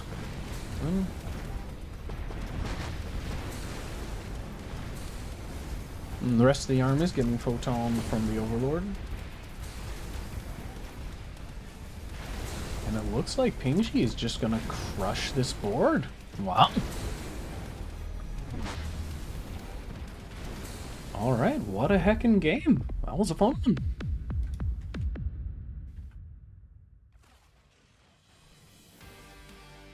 Alright. We'll be getting into the next game shortly, and I will be back in one moment.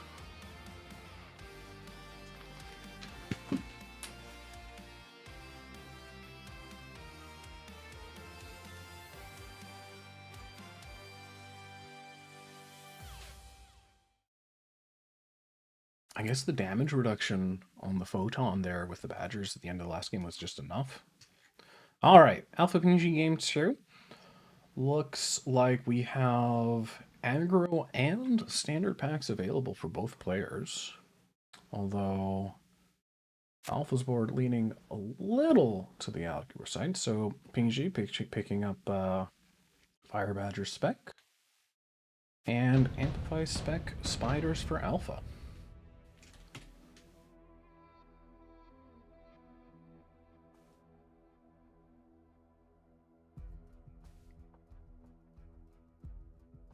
Alright.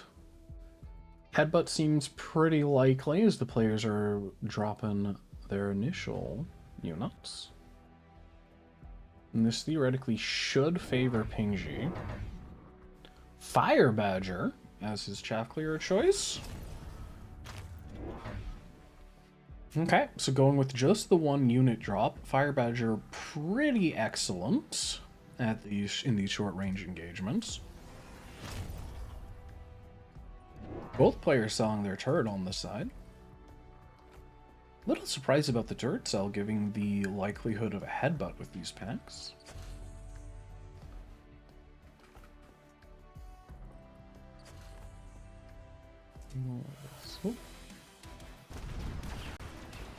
Alright. Saber getting insta-locked by the Void Eyes, going to be taken out pretty quickly. Chaff here, clear here, a bit better for Pingxi as that first Tarantula got stuck. But Void Eyes are just absolutely crushing.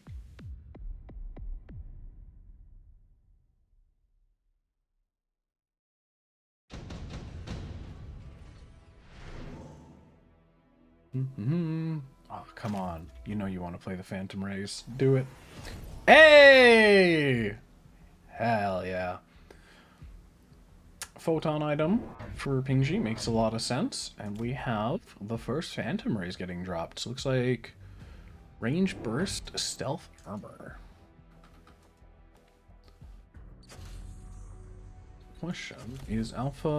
Okay, so Alpha is not running AP on their Spiders. Does have Mech Rage in though.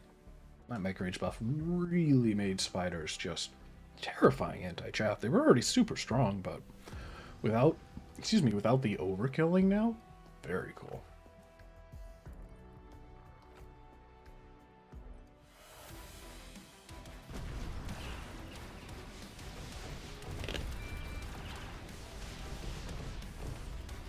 Photon got put onto this Saber that had been insta-locked before. Not getting targeted this round though right away. Some chaff up front to cover. And just the Void Eyes plus the Phantom Rays are just so much DPS early here. And while the Sabers can kill these tarantulas fast, they're just not getting the early locks.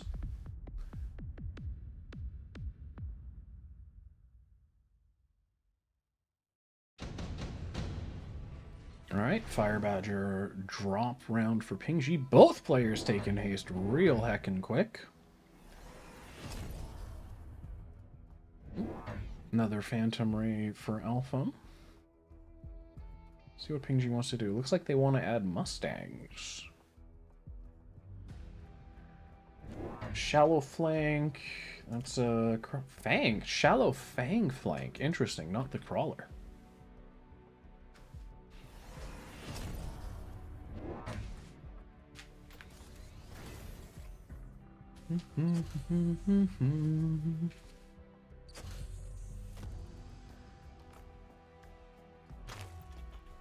Range picked up on the Fire Badgers. That was a haste module on this left Phantom Race. It's going to be zooming at that tower, which was fortified. Alright, the 3 Badgers here are now just absolutely eviscerating Alpha's chaff with the range, but they don't. With just these Stangs that shoot up. Well, let's see here. The Phantom Rays may be able to squeak out a bit of a scam. Although with the tower pop, it seems very unlikely.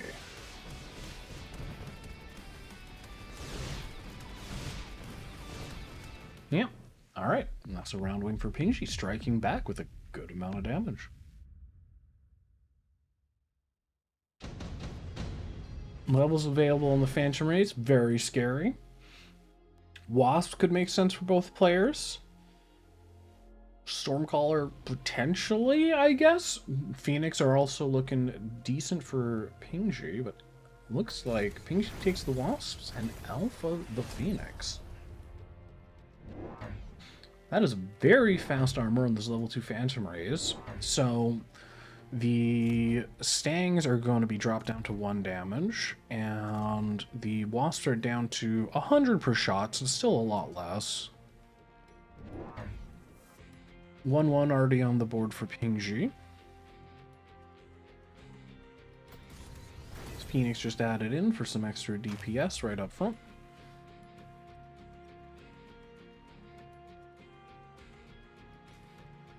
And we have Stangs added on the left, actually, moving one of the Phoenix over there.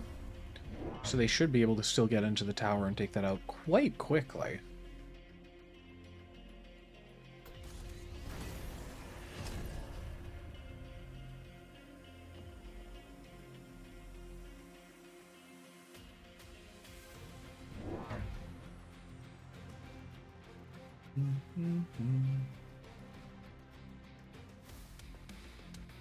Alright, we'll see if these Wasps can get anything done, but between the armor on the Rays and the addition of the Stangs on the field, I'm not sure they're going to be enough.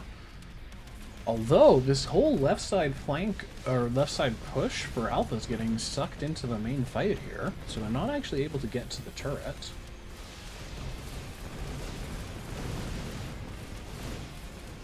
And may have even been a boon as Alpha wins this round pretty convincingly.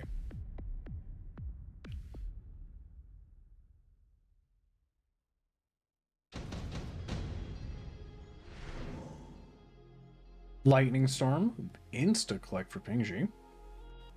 There's a couple of good items here as well, though, for Alpha. Does end up taking the haste module. Very fast HE on the spiders. That should...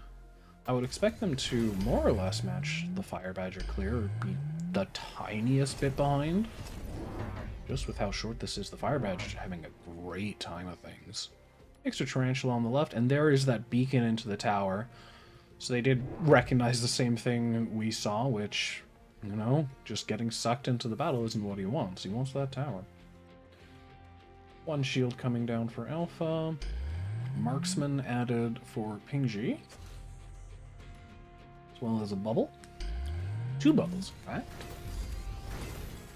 Saber's getting levels. Those are some big beefy boys.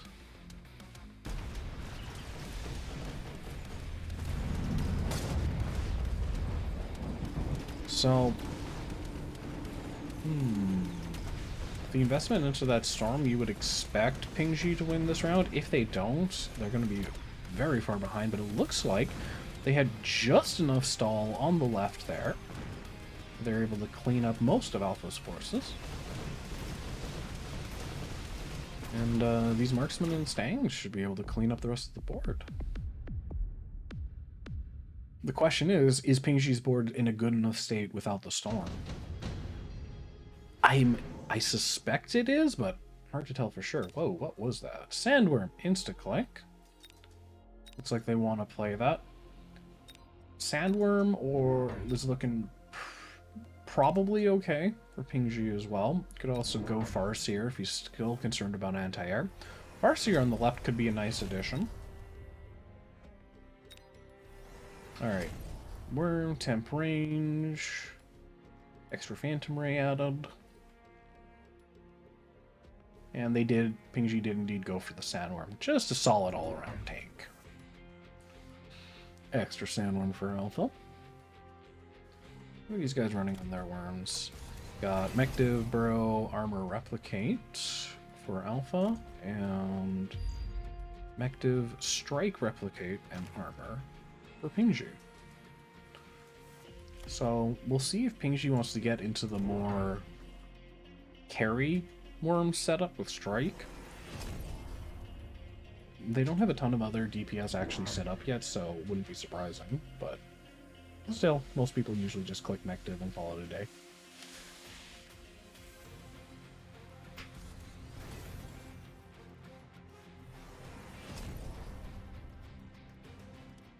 A lot of tower levels here for Pingxi.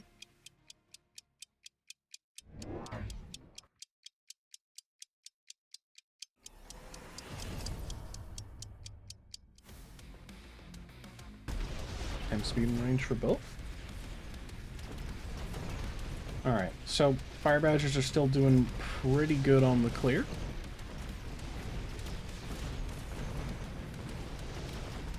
Hello, Agneviy.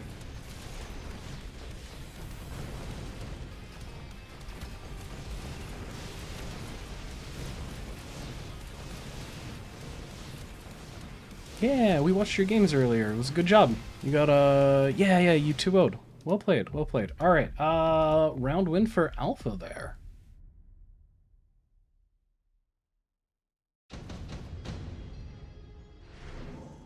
Alright, so Worm's not quite enough for Pingxi. Smoke Bomb coming in. Certainly could be... I'm not sure how much the Smoke Bomb actually does here. I guess it'll affect the Stangs a fair bit. Well, minus range on the Tarantulas, they're going to have to walk really far forwards.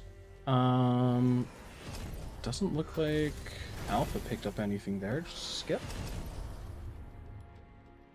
Charge shot coming in on the Void Eyes.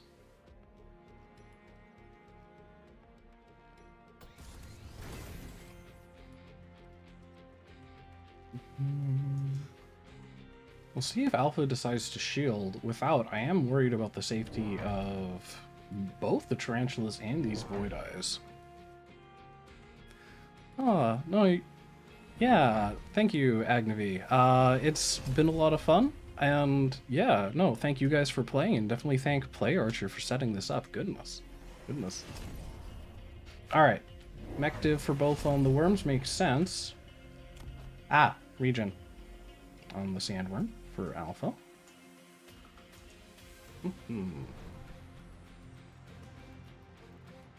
Pingxi's left tower is just completely abandoned at this point. Wouldn't be surprised if they pick up a 4th level soon. But with no beacon into it, it's not really under a ton of pressure. Most of Pingxi's bottom left crawler flank getting answered by a missile, but we'll see if these 3 little crawlers can make a difference.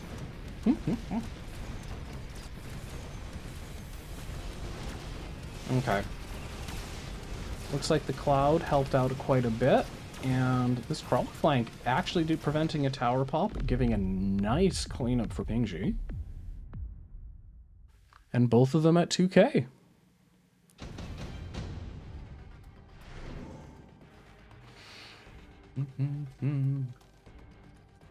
Steel ball production probably doesn't make sense for either. The worms are dying pretty quickly. Improved firepower could be useful.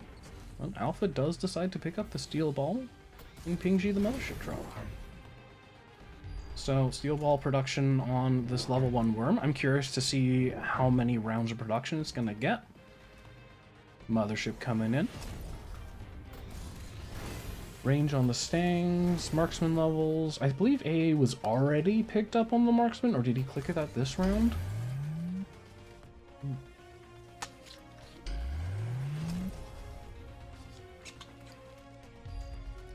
Bubbles coming in. Gonna stop most of that oil. I don't believe there shouldn't be any instant shield pressure from Alpha.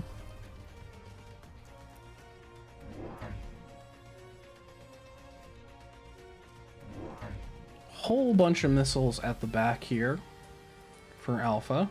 Gonna at least slow the mothership down. The mothership, the Overlord should be able to get through those Mustangs, but with 2 missiles, I don't expect it to get a tower pop very quickly.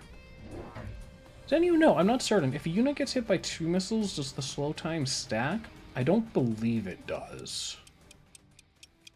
But tower pops do. I don't think the slow from the missiles does. Double shot and side guns on the sabers.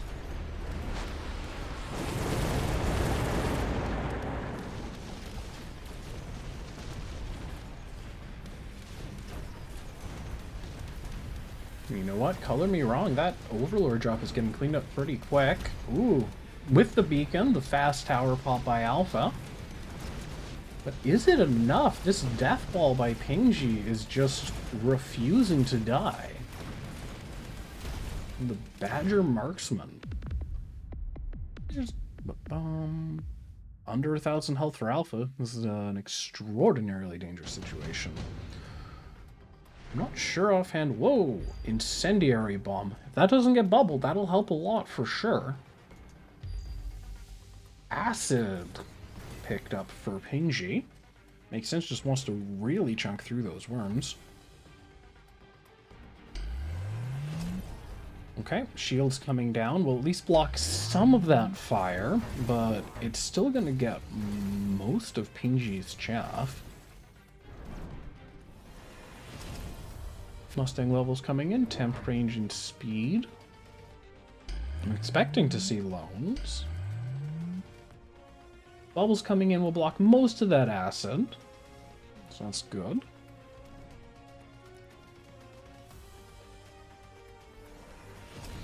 Whole bunch of missiles, just cleaning these flanks up. So Pingxi's side tower is rank 4 now, so there's not a ton of value in beaconing into it anymore. But Alpha is deciding to. What is it? That is a 3-second debuff, I believe? Yeah. Still saying it's worth it. Burst on the Phantom Rays. Looks like more marksmen were added. Deleted. I can't... Is that this turn? I believe it was this turn. Okay. See how this plays out. Wouldn't be surprised if this is the last round.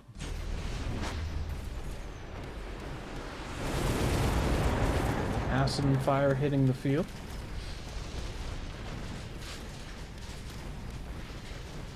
Both of these worms, all the ones just getting eviscerated almost instantly. The ball production are not having enough time. And a lot closer than last round. And with Pingxi's second tower getting taken down, it's just not quite enough with the larva staying alive long enough to protect these marks. Ooh, what a narrow victory. This can still go either way, and there's some acid on the ground still. Ruben saying, Ping has a very fat board, Alpha has a more petite board. Makes sense. Makes sense. So, has a more petite board.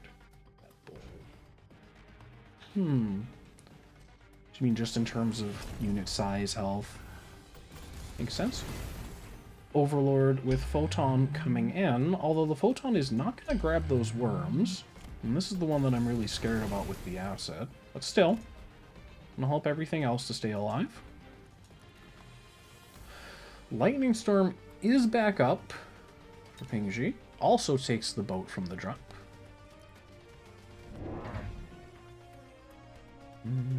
More Phantom Rays coming down. Man after my own heart.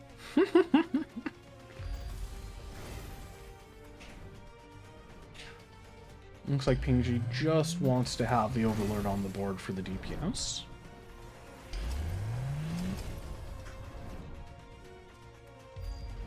Okay, there's the Storm.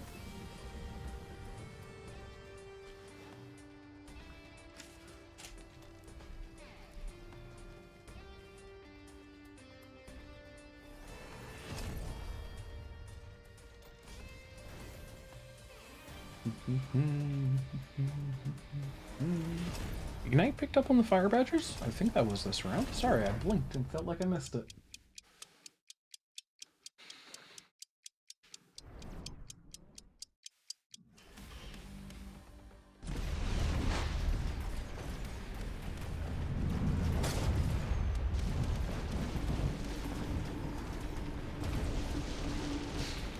Photon helping to keep everything alive a little bit in the storm, but still just absolutely devastating to this air-heavy army by Alpha.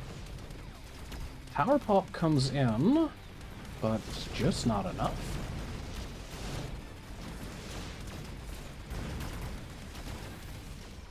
I think that's just going to be game there for Pingxi. Well played.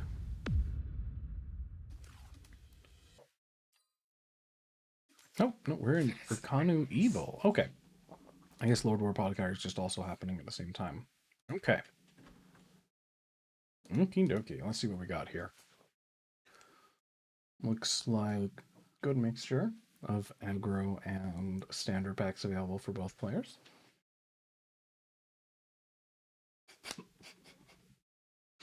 Cost control picked up for Erconu, and supply specialist for Evil.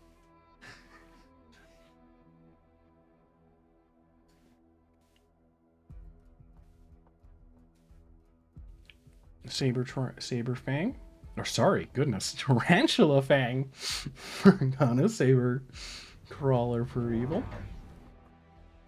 See, Hounds picked up for Evil, makes sense. Are they running fire on the bar? They are not. Good old armor enhancement. Looks like both players are actually choosing to do a standard setup. Erconu playing asymmetrical to the open side and selling the other turret very quickly. Evil playing more of a center standard game.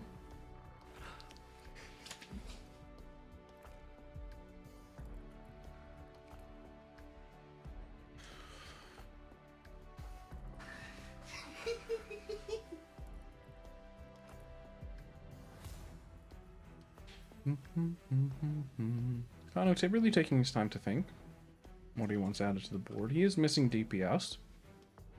You can see Marksman or Void Eyes, and it looks like it is Marksman as the choice. And technically, they also had the option to just add more chaff, but makes sense. And a very fast +1, not an uncommon play from the cost control player.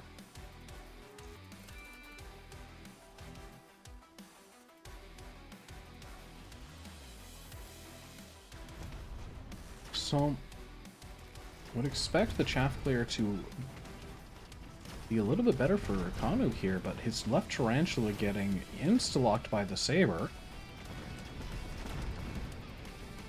And Erconu's Marksman not able to take out the other Saber.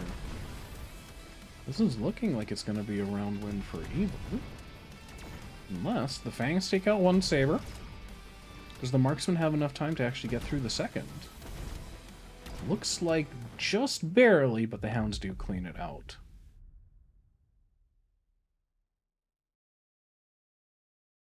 Okay. So Erconu getting away with that round 1 turret cell. Smart Marksman available, as well as haste and anti-interference. All very good. Smart Marksman for Evil, so it looks like they're wanting to pivot, or at least add a couple of them, Marky Boys. Picking up range on the Hounds, along with the 2 Marksmen. We'll see if they continue to develop very symmetrically. Nope, they are leaning towards the open side, continuing to put pressure on. Makes sense, they were winning that side anyways. Carnu also picking up Smart Marksman. Makes sense when you already got him on the board. Just adding some extra fangs. That should help keep this tarantula protected against the initial saber push. Extra tarantula. Are they building straight across? Or are they going to hard drop it on the left? Okay. Looks like they do want to kind of slowly build their board across.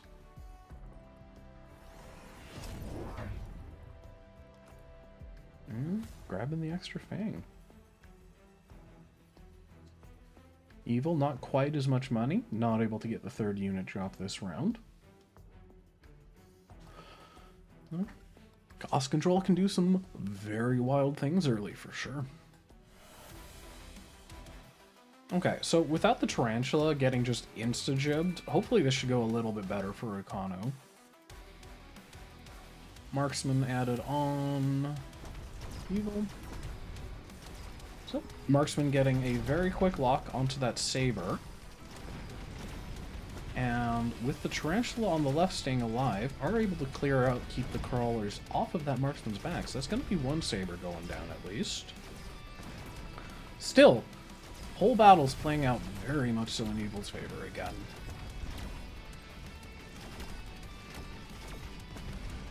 Oh. Do manage to take out both sabers. And actually, looks like Erconu's taking it.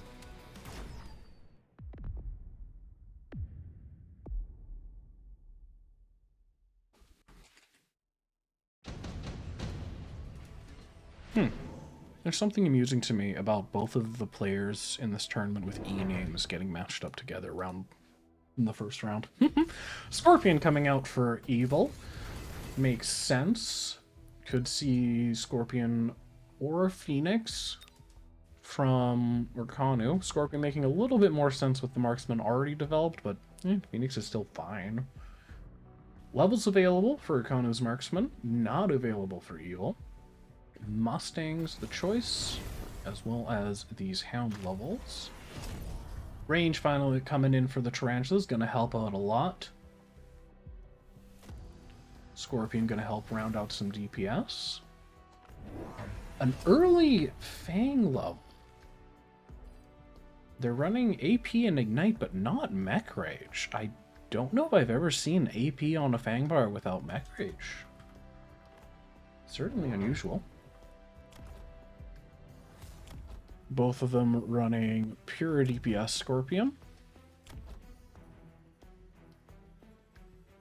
Interestingly, Evil does not run double shot on their sabers. Excuse me. Marksman bars. Both range AA, elite, and EMP. Very cool. These left side towers still very open for both players. I'm surprised there haven't been any stab attempts at it.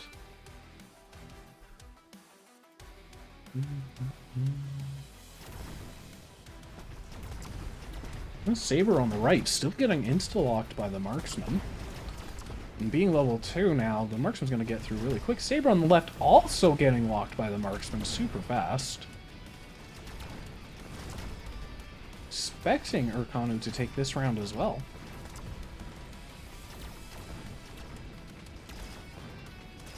Yeah. That is a pretty convincing round. Evil really needs to fix these early saber locks that are happening, and theoretically their board should be fine. Supply enhancement for Evil. And Lightning Storm for Erconu. So that's supply enhancement plus supply spec. So 4, 5, 6, 7 goes even. Yeah, I can see this game going at round 8 plus. The supply enhancement doesn't seem insane. That Storm though, that is gonna absolutely wreck Evil's board unless they get a couple of really well placed bubbles. I think 2 bubbles should be able to cover everything. More Marksmen coming out for Erconu.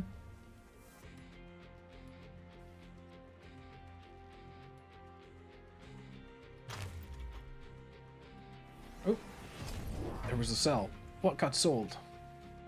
Evil's turret. Extra Hound got added. I'm not sure if that was this round or last round. That's okay. Still keeping up, Smungus. It's not getting a ton of damage done, but they may just be valuing the body on the board heavily. Corner crawler set up, so if uncontested, this will be kind of a mid-round tower take. And no shields coming out for Evil with such a greedy round, taking both the supply card. Ooh, excellent missile. Clears out the wall, a little bit of the fangs.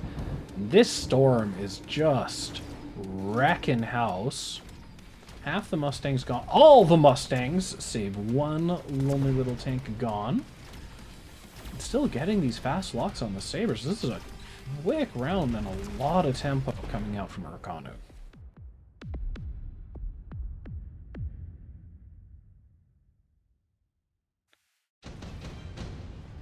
Levels on the Tarantulas, they're going to be nice big boys. Wraith, Arclight, Phoenix. Void Eyes the pick for Evil. I wouldn't be surprised if Void Eyes were picked for erconu. I'm not sure if any of this is great. It does go for the Wraith. Curious if it's just going to be a sell. Nope, they are choosing to keep it on their board and actually picking up another one. So they're looking to diversify their chaff clear and have a little bit more anti-air. Maybe worried about a potential Wasp play, but seems really... Actually, no, they're going for armor on the Wraiths round 5. They're looking to absolutely punish those Mustangs. Missile Interceptor. I'm not sure about that one. I'm not sure what their thought process was. I don't think there were missile units offered in the drop. I think I'm remembering correctly. Maybe just worried about a Stormcaller edition. Storms would be decent for either player. A little better for Evil, probably. Could just simply be erconu is so ahead, 4,500 to 1,100 health, so could just be looking to, you know, cover any potential loss angles. Alright, so that Saber that was getting insta-locked got sold. Scorpions on the field. We'll see if they can get some work done. These Wraiths are not being targeted. One Wraith is getting targeted by the Mustangs now, and just infinite health. This Marksman's going to take quite a while to chew through. And is this the gut shot that erconu needed? Is this enough? And it's looking like it might be 2, 4, 6... There's 1,000, there's 1,250. I don't think this is going to be game, but Evil going to be down to 100? 162. Goodness gracious. Okay. Amp Core, ERA, Mustang production, deployment module. Could see deployment module getting picked up, potentially Amp Core. Okay, erconu taking the Amp Core, just wants as big of a Wraith as possible. 50,000 health. Goodness gracious. So, what's Evil's answer here? I'm assuming they want AA on the Marksman to actually be able to chew through the Wraiths. Elite as the first pickup for erconu's Marksman. Looking pretty good here. Has 2 level 3s, a level 4, and a level 2. Siege Scorp. The choice for Evil to continue fleshing out their board. And it doesn't look... It looks like they're feeling okay about the race. It looks like they dropped an extra Marksman. I think that was 2 Scorpion Siege and a 3rd Marksman this round. So they got 2 level 2s and a level 3. The level 3 in particular can certainly get through that Wraith, but it's gonna take a while, and meanwhile you're losing all of that Stang DPS.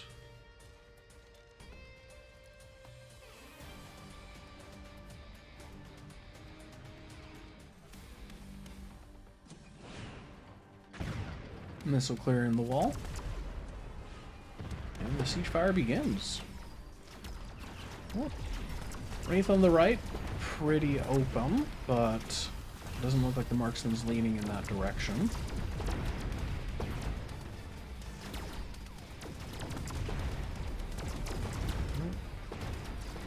Yeah, even though it's got a good amount of... Ooh. Wraith on the left, still alive, getting fired at by both of the marksmen on that side. Does finally go down, but not before it tanked most of the stings, but... Looks like Evil has actually stabilized their board. These Siege Scorpions just doing a ton of work. And I suppose I was wrong. The AA click on the marksman was not actually needed this round. Alright, has erconu cooked a little bit too hard? Redeployment, see if anything can get done with that. Advanced offensive for Evil. What does that put the Mustangs up to? Its rank 2 Mustangs are at 102. Still only dealing 1 tick damage to this Wraith. Redeploying the Wraith on the far left here. I'm expecting, yeah, there's the beacon coming in. So that's a good amount of tower pressure, and there's nothing in the way here. I was worried for erconu when the Wraith Gutshot didn't quite finish Evil off, but this is looking hella dangerous. Spider mines for the tarantulas, just wanting some additional chaff coming in. I wouldn't necessarily, I'm not really expecting them to get any good connections, but, you know, you never know with spider mines. They can do some funky things.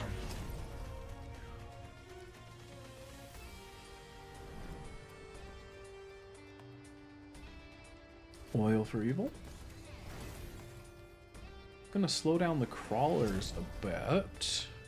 I'm not sure how much of an effect that's going to have, but we'll see. I suppose the logic was if the Wraith hadn't been redeployed, it would end up ahead of everything else, making it an easy picking. Ooh.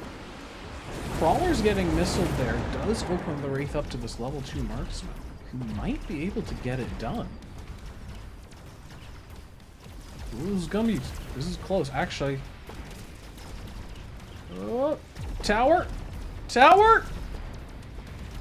Oh. The marksman getting it down with saving the 1 HP tower, and this is going to be another round win for Evil, who has had a couple of very greedy rounds, and it looks like they're starting to get rewarded for it. Woof. Their extra supply cards going to be kicking in. They're plus 50 now from that. Additional deployment slot, improved firepower, making sense for both players.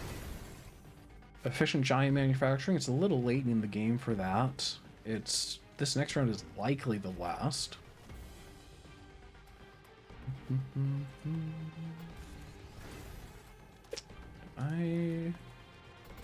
Additional deploy. What did Evil take? Oh, got the improved firepower on this marksman. Makes sense. It's now level 4. Goodness gracious. EMP on the marksman makes a lot of sense. Lone coming in for Evil. erconu is really taking their time to think there. Not sure. 8 gun on the Wraith. More Wraiths. We'll see if that's enough, but I think Evil has just kind of cracked this offensive juggernaut.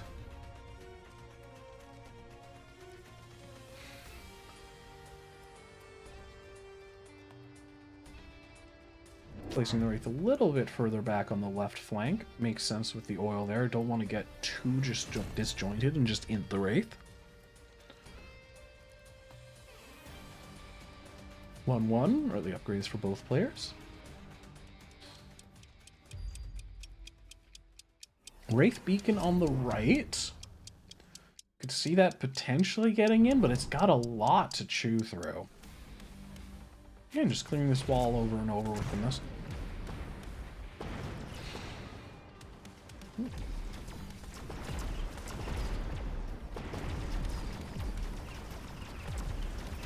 Alright, first wave of spider mines not connecting, not surprising.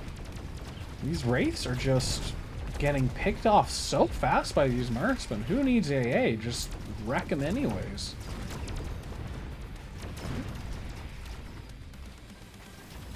This is looking like it's game for Evil. Really well played.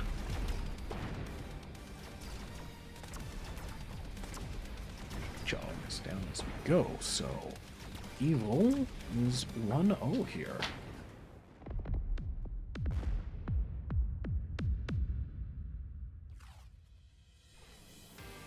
Alright. It was a really cool game.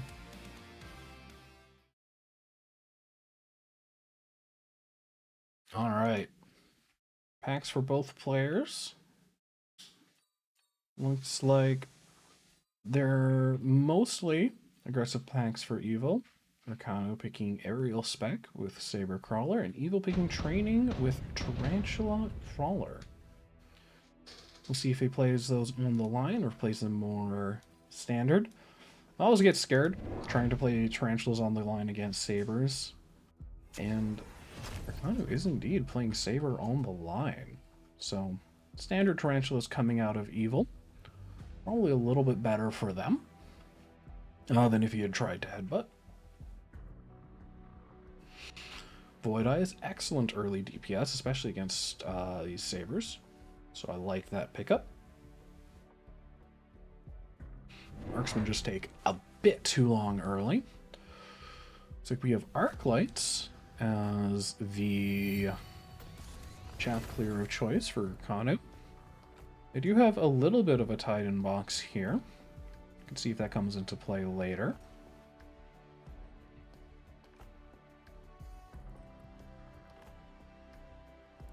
Trawler right up front to tank Chungus, and the training spec was used on that central Void Eye.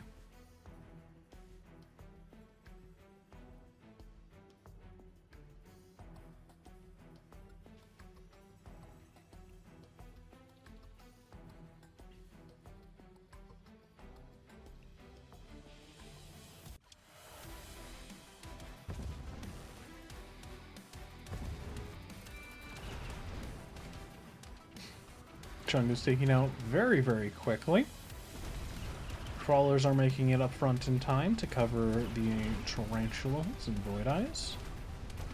Carl on the right just going to dive to the small turret here. Trading a Tarantula for Saber, and question is, Void Eyes should be able to clean up this round. Ooh, Tarantula staying alive. An extra 200 damage can be quite meaningful later in the game.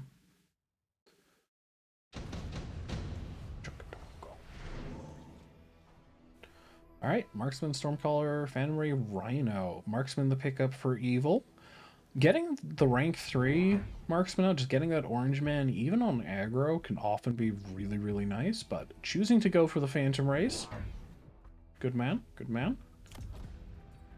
So, range, oil, shield, and armor.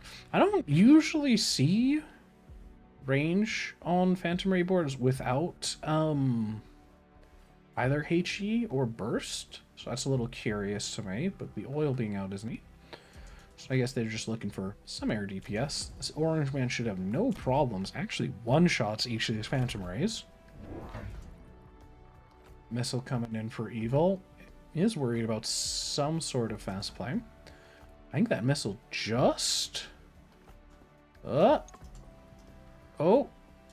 I think that missile's gonna hit, like, right off the hop. It's really close, though. Deep Crawler flank coming in for Evil. There will be some Crawlers turning. I don't suspect they'll be able to get through this whole pack. Replicate Mech Rage for Erconu. Impact Drill, Mech Rage for Evil. So we'll have to see if they want to get into a Crawler war. Sometimes happens with these flanks. Phantom Ray on the flank, liking that, will get that turret. The question is if it's fast enough. Okay, so that missile did go after those flank Crawlers. That was very, very, very barely hit that hitbox. Alright. So, Phantom Rays are coming in for the tower with a pretty good timing. It's slowing down Evil's Crawlers a whole heck of a lot. And that tower pop would have been devastating otherwise. But, Evil's Orange Man cleaning house. 40k this round.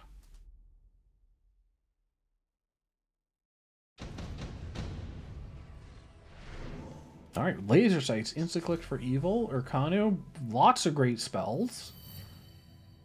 Wasp Swarm, the only one maybe a little iffy, just because there's already Mustangs on the board. But sometimes you can get away with dropping Wasp Swarm like in front of a flank like this, and just get away with an extra round, especially if they only drop like a marksman to defend it, right? Any of these sort of slim defenses, Wasp Swarm onto these flanks can really help punish. We have Raiden coming out very quickly, making use of that air specialty by erconu.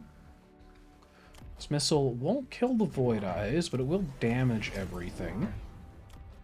Mustang is the target you would normally expect for a missile drop, but this is also solid, just kind of dealing damage to everything, clearing out some chaff. It's also safer because you would expect a shield to be like here if Evil does want to shield the missile. Although with how good everything else in that particular card round was, he was probably not thinking about shields. Okay, does decide to go with just a missile to answer the Phantom Race. So this flank is cleaned up for the round. erconu placing an arc light to clear Evil's flank down here. Let's see how this plays out. erconu choosing to leave up his small turret on the right.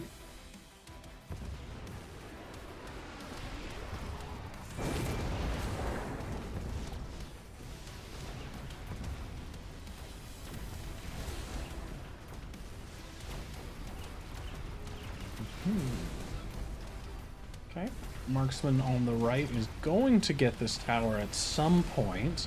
It's looking like it's probably not going to be fast enough as the Saber, Raiden, and the Razor just shooing through Evil's forces.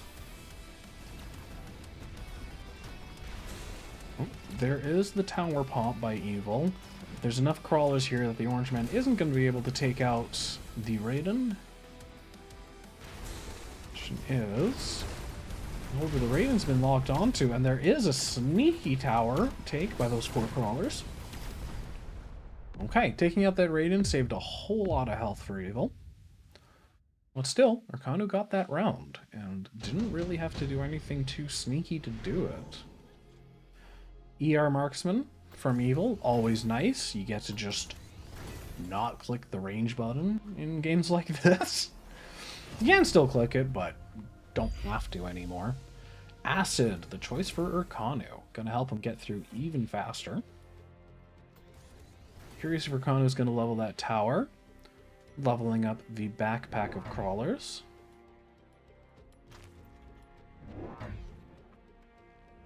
There was a sell. What did erconu sell? Sold the Phantom Rays on the flank. Makes sense. Doesn't feel it's worth investing further over there. Second Raiden coming in. Doesn't have money for text yet.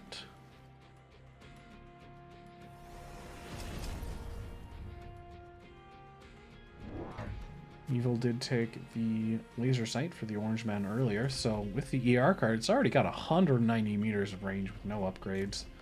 And even the other marksman still at 170. ER marksman is just such a ridiculous card. So strong. So strong. Alright, missiles coming down from both players.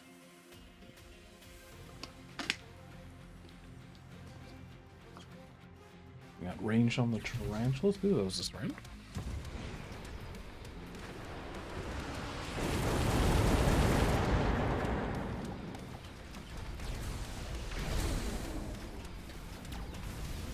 Seems Raiden should one-shot? Yeah, one-shots the tarantula on the acid, just absolutely devastating.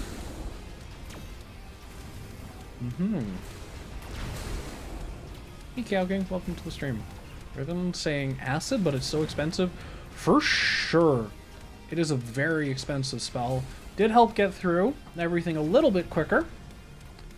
And I don't think acid has that long of a cooldown. Stays around a couple of rounds. Eh.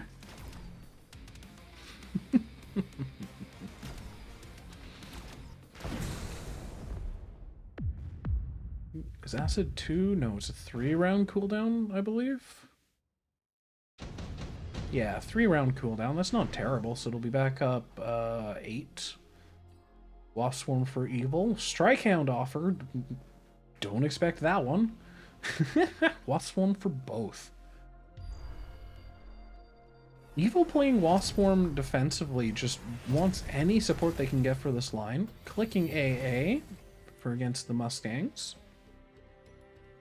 Wasp Swarm coming in defensively for erconu.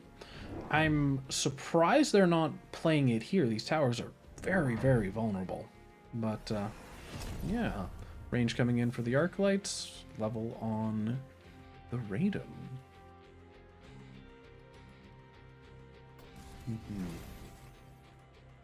For sure. Acid certainly helped a bit last round, but it's difference between, what, 1 and... Well, it's difference between 1-shotting and 3-shotting on the Raiden, and... meh.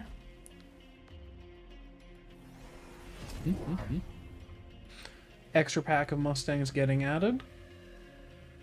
Yeah, Riven saying dropping the Wasp next to his own Mustangs. Yeah, the only thing I can think of is he just wants the additional chaff and units to try to deal with this push coming in, as they still haven't actually found a successful answer for it yet. Feels like their chaff clear, maybe they need a third Tarantula, and their DPS is still low overall. It's just these untech Void Eyes and the lone Orange Man. Well, let's see what happens here.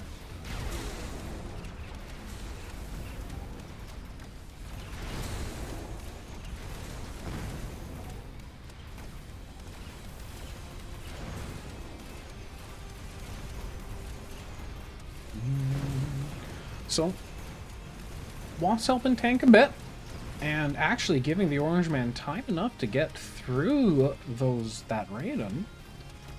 It looks like, ooh, tower pop at the last second. But it looks like Evil should still be able to clean up with the second marksman, maybe? No, actually. Oh. Tower level, but still. Marksman gets taken out, and Evil loses that round.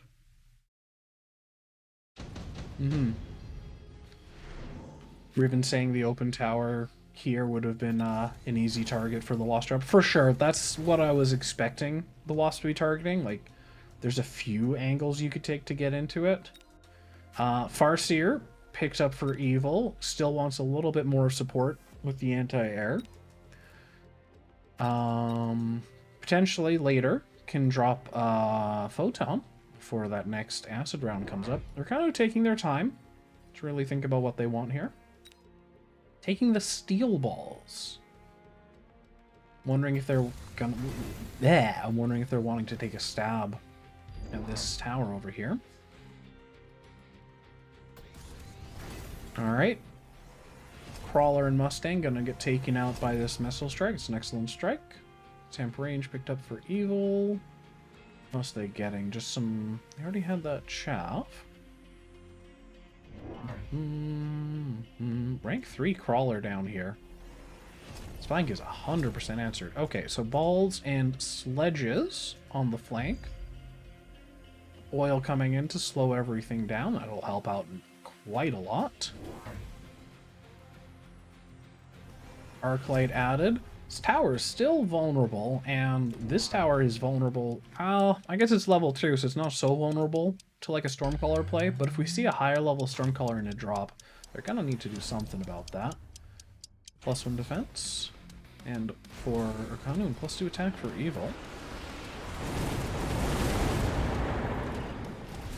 Phantom Ray is getting way ahead of the rest of the army, just absolutely shredded. Flank is coming in for erconu. While there isn't a ton of DPS to answer it, the Tarantula was able to chew through those steel balls as they were spawning mostly. Shield was up, very nice, stopped the missile, kept those Stangs alive, which is super important, and just barely Evil cleaning this up before the tower falls, or cleaning enough of it up before the tower falls.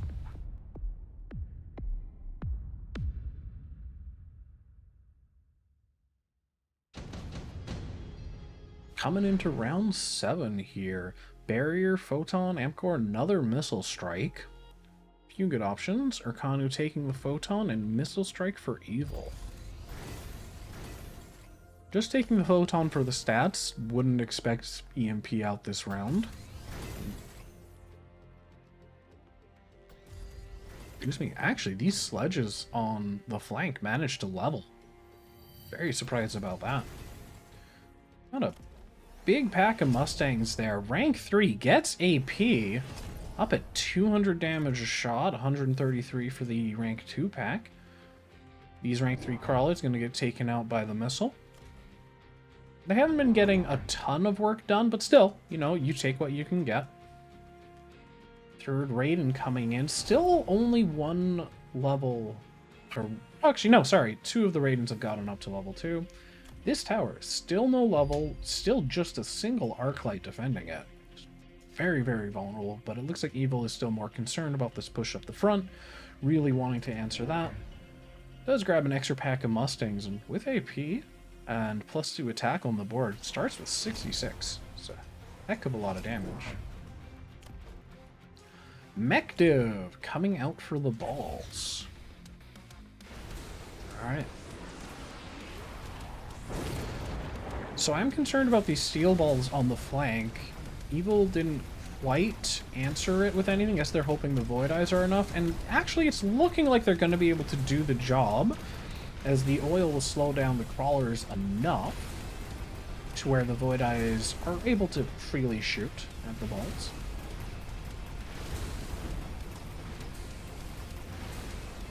Ooh. Tower taken out by the Raiden nice and early. This should be a round win for erconu coming in. That beacon really helping to push the air units through.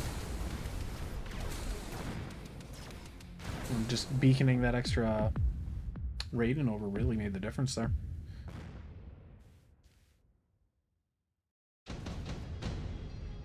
Alright. There is rank 1 Stormcallers. I wonder, if you put like all 3 Stormcallers right here, is that enough to one-shot a rank 2 tower? I do not know, but that would be a very funny play. Stormcallers getting picked up for Evil, who's taking fire on him.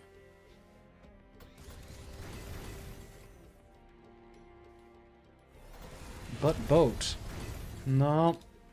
Doesn't look like he wants boat. He wants those fire crawlers, seeing his chaff clear as being the issue.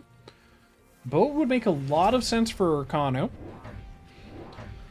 But this is also the acid round for erconu, so not taking the boat for that. Could click Photon on the Farseers. Wouldn't be too insane in my mind.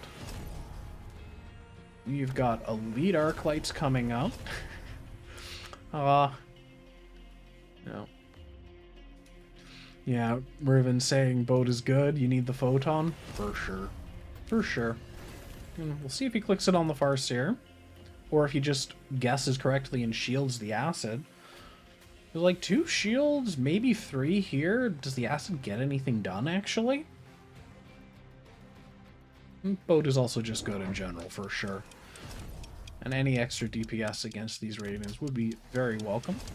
Alright, EMP armor on the Void Eyes. We'll see if that gets any little fancy work done.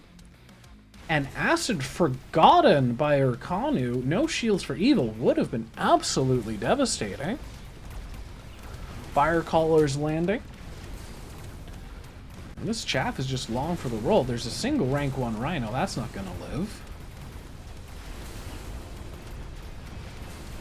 Still, the air DPS for Evil is a little on the low side. And this tower is going to get sniped yet again. Oh no.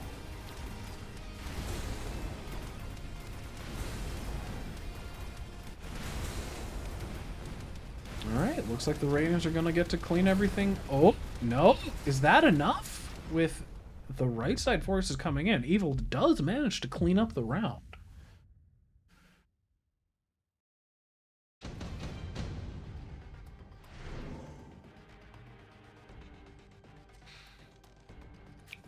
Mass-produced melting point. Could be some additional DPS. Advanced shield device picked up for Evil. Makes a lot of sense. Also picked up for erconu. I guess probably wants to shield on the line against the fire callers. Acid coming down now, leaning onto the right side. Expecting the shields here, but Evil didn't shield last round. Wasp Swarm coming in. So far, it'll get dragged a little. Some of them might get dragged by the Rhino or the Arclight on the right, but that's a pretty clear path to the tower. More balls coming in. Shields coming down for Evil. Since Acid's not going to get much done, I'd be surprised if it kills this Farseer. We'll see how much damage it happens. And those are sort of blue wasps. Did I miss a wasp drop? There is a Photon Overlord in play. Oh, nope. Never mind. Wasp drop in the flank here for Erconu. Oh, you're right. Sorry. Those are defensive wasps for both players. You're right, Riven. Sorry. Thank you for pointing that out. I am silly. That is an excellent defensive wasp position from Erconu, and just wanting to clean the flank up a little faster for Evil. Missile's going to take out pack of crawlers. Back in half. And some fangs. Acid coming down. Firecrawler's still landing. Doesn't look like Erconu was worried about intercepting that.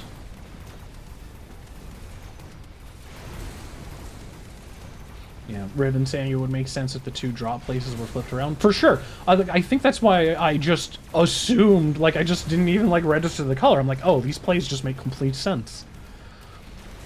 But, as is, yeah, Erconu able to smash through yet again.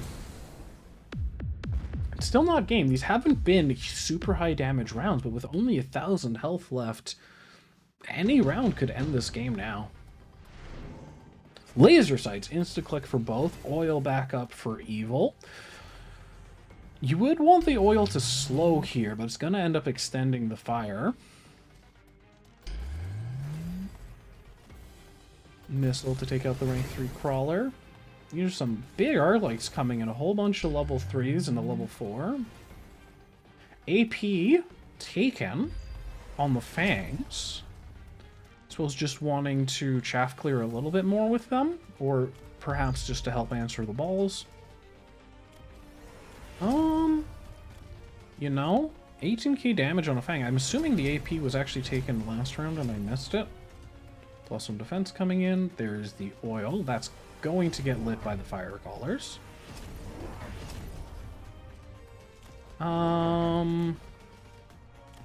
There are 2 marksmen on the field for Evil, Riven. There's another one behind this tower. And they are big boys. They're what, rank 4 or 5? What? Yeah, rank 5 and 6. I would have expected more marksmen for sure. Air is still kind of a problem here for Evil, but see what happens.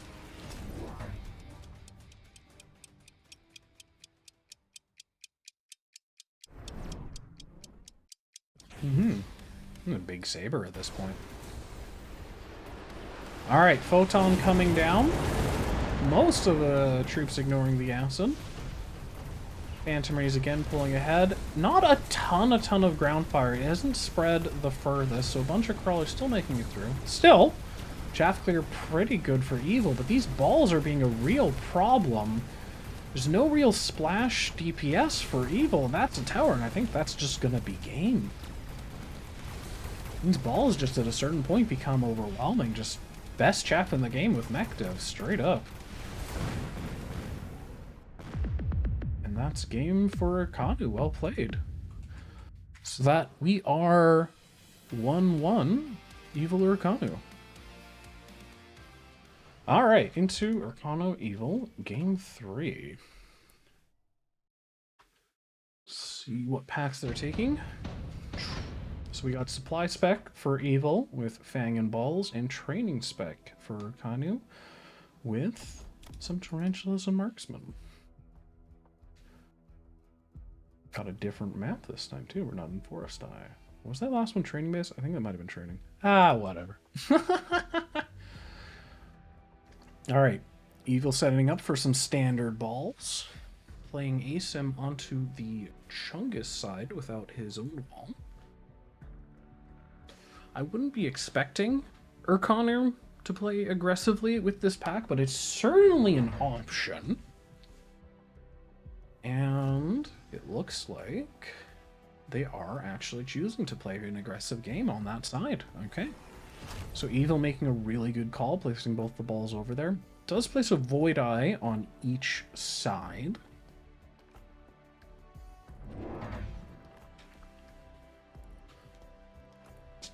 Don't mind the Void Eyes here. Also wouldn't have minded Marksman. Crawler up front to tank Chungus. Gotta do it. Spiders aren't going to be able to handle it.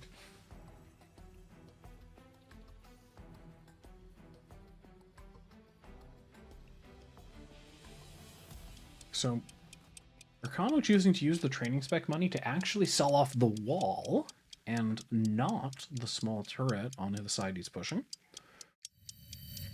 Has a lone marksman on the left. Should help keep things alive a little bit longer there. But I expect the Void Eyes and the Fang to be able to take it out, given time. Alright. Chungus down. And we'll see if these marksmen are enough to get through the steel balls. A little worried they might not be with only 2 marksmen over here, but just enough. erconu taking a convincing round 1.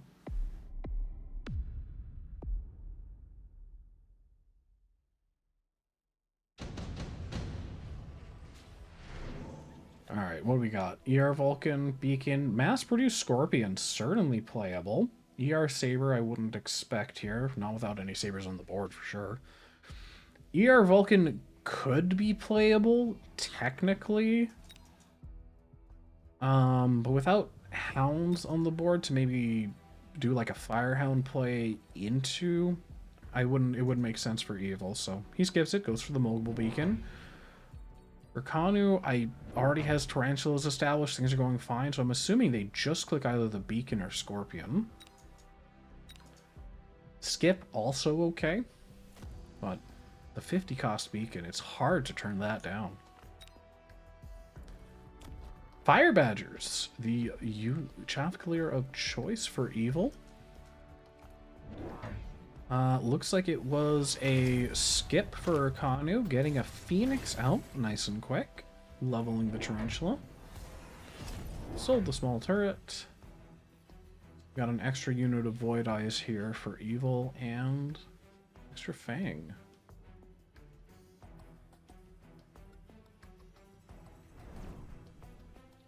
Excuse me.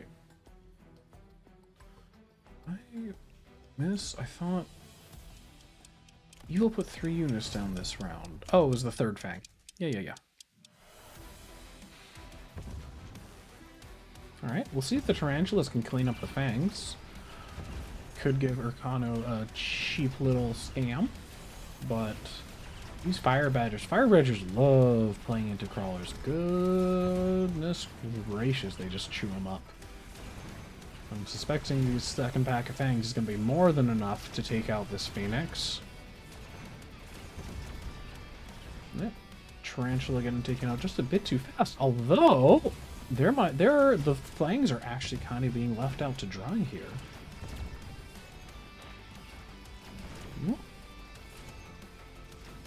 Just enough Fangs remaining. And alright. That's erconu probably striking back. Yeah, this missile's going to take out the marksman. Although, I am looking silly, because marksman outranges where that missile was placed and just gets the cleanup. Alright. Marginal win for erconu.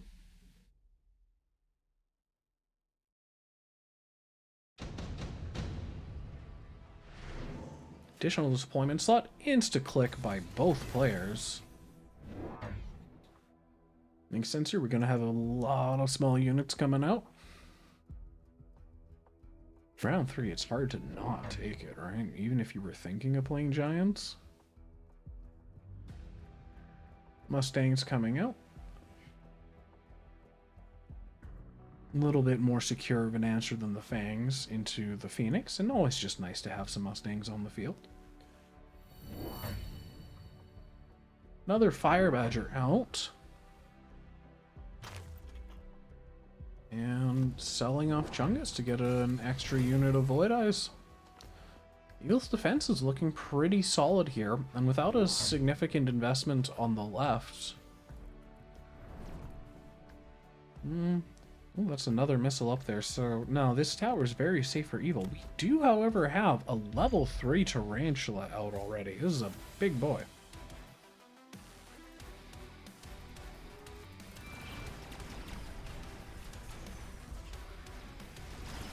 Beaconing that unit of Void Eyes over just to help in this battle, and it's just absolutely crushing. The question is whether this rank 3 Tarantula, which is like 3-shotting these balls. Still, Void Eyes managed to clean it up eventually, and this is a very, very crushing round for Evil.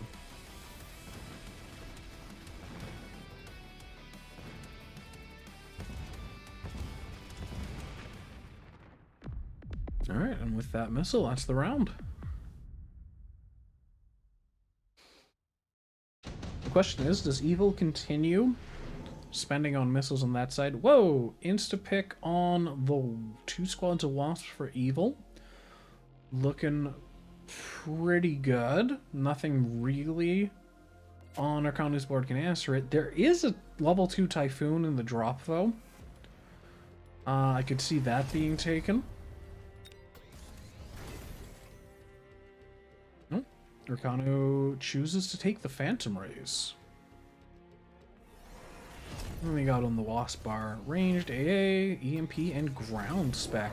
So if these Wasps start getting a little out of hand, get up to level 2, 3, click ground spec, suddenly, ugh, terrifying. But we got some Phantom Rays.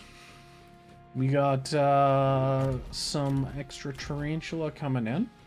More Badgers. It looks like Evil is still staying with this very big death ball on the right here, and there's not any additional pressure coming into the tower on the left. It's still just this one marksman essentially slowly working his way through everything here.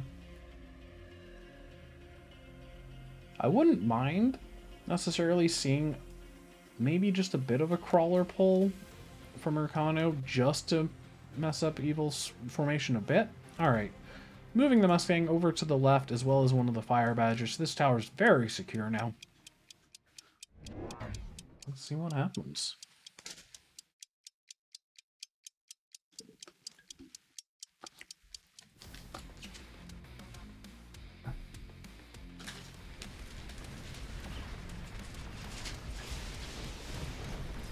Don't worry, these Phantom Rays are very far forward. They might get taken out before they can actually deal with the Wasps, which would be a bit of a problem. There is a backpack of Fangs, though. On the left, Evil pushing through. Marksman and Chungus are not enough. Okay. Looks like Erconu actually managed to clear through on the right, and this should be a round win for them.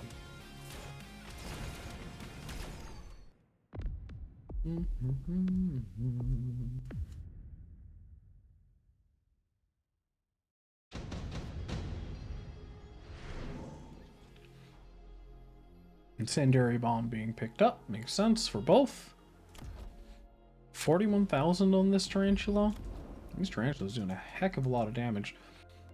You have to assume Evil's going to shield this, but if he doesn't, this is just half his army gone.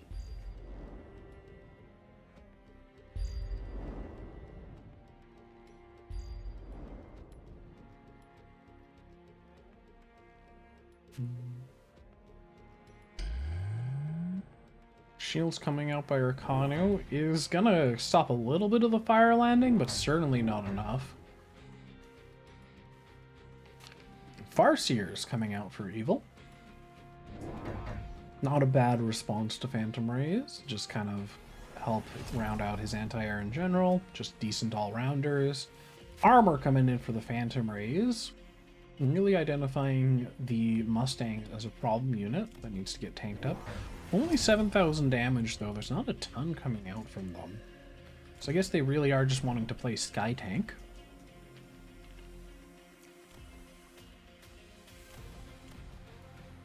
Not too much damage from the walls. Bit worried pulling this Void Eye over with the addition of the Tarantula over here. These Fire Badgers and Mustangs aren't going to be enough to actually chew through. Missile might help a bit, though. I'm expecting that to take out either the Phantom Rays or the Marksman and Chungus. Evil did not shield any of that fire, so his chaff is just completely gone. Likewise, however, erconu is just absolutely melted. Just a devastating round.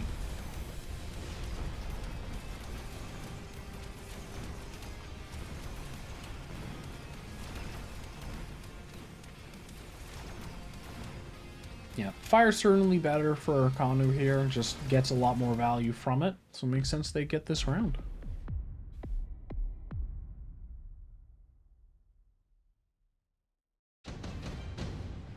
Alright, coming into round 6. Whoa, insta-pick on the Sandworm. Very fast for both players.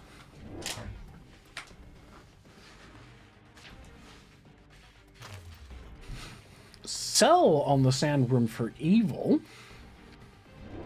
Nothing on ercanu's board seems super good into the worm. I guess you got a level 2 Phantom Ray and a couple of wasps, but... Okay, wanted to buy a level 2 worm instead. Makes sense. 3 worms coming out for erconu.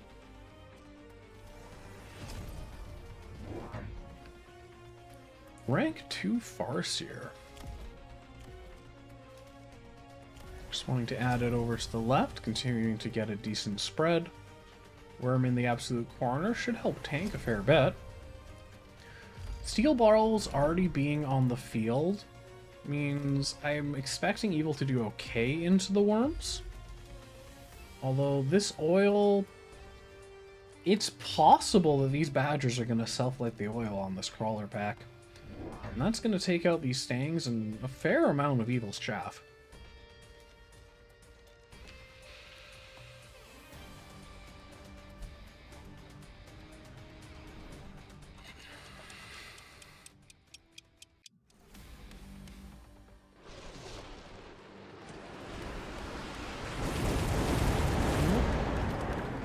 Looks like the crawlers just avoid running over that oil so it doesn't get self-lit. Or it doesn't get lit by Evil.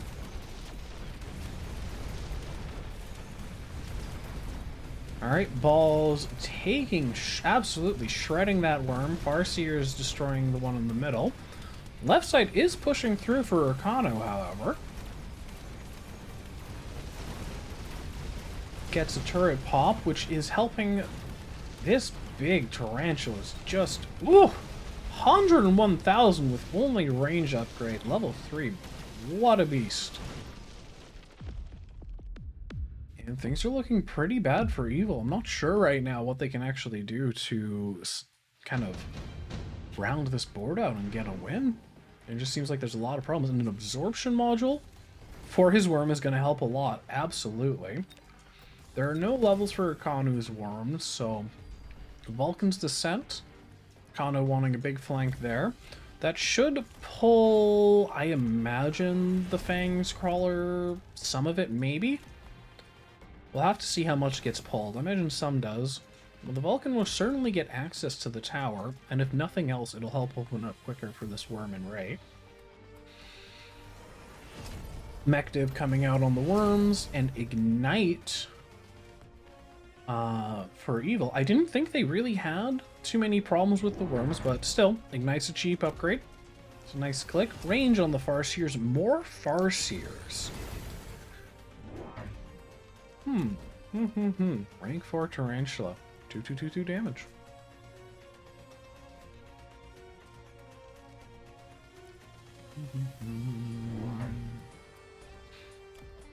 This steel wall being out of here is going to completely shut down the Vulcan drop, so that's quite nice for Evil.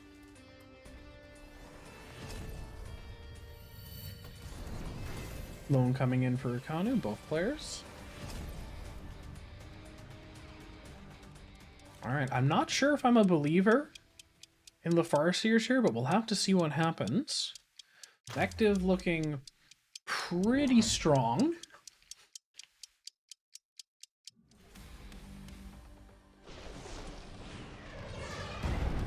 That missile absolutely slamming in the middle.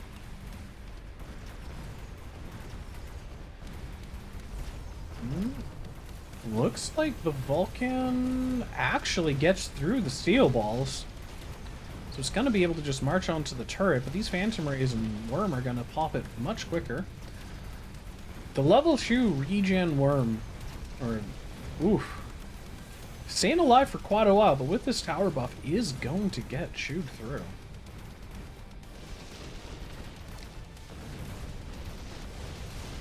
And it's not looking like these Farseers are enough, and it's looking like erconu has taken the series 2-1. Well played, erconu.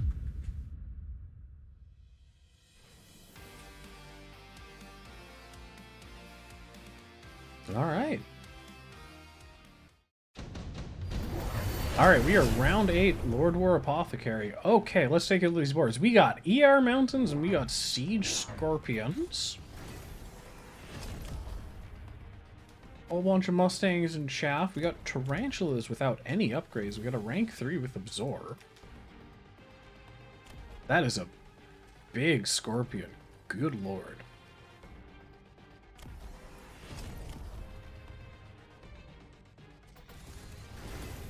Foil's coming down. Should be able... Ooh. Probably gets lit off of these fangs. It might be a little close, because the Scorpion could one-shot the pack, but it's probably going to target the one on the right, so one should stay alive.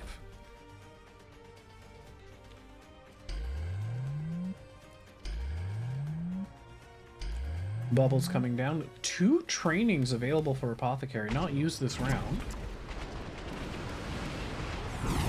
Looks like the fire is just barely lit on the right. Just barely. Goodness gracious. Looks like the acid was working a little bit against our blue player there. Riven, quite surprised that fire got lit. Me too. That was...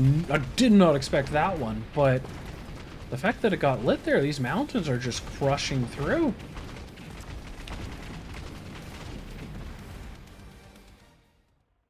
And that's game for Apotekariy. So it's Apotekariy 2-1 against Lordwar. Ignite Wasps. 2 packs? I've seen Ignite Wasps work against Mountain before. But, if all your chaff dies, Wasps aren't gonna survive. Alright, and we are into Velder, Fduch. Velder in blue, Fduch in red. Looking at these packs. Some aggro options. Looks like we got Aerial Spec with Tarantula and Void Eye for Fduch. And there's a couple of standard plays. Houndstang could potentially lead into a War Factory play if they want to do that line.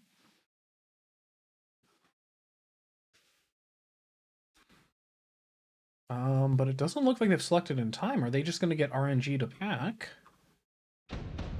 Looks like they get Missile Spec, the best spec in the game, so that's always alright. Although Hound Mustang into a Tarantula pack is just... you hate to see it. So we have to assume that round 1 is going to go to Fduch here. But, hey, you never know what happens. What'll happen?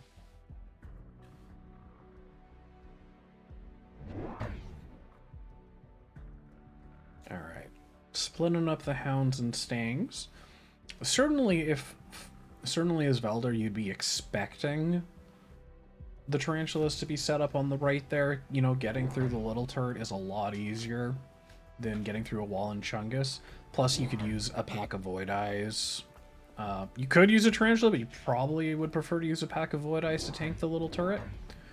Void Eyes getting added here for Velder makes a lot of sense. Love it.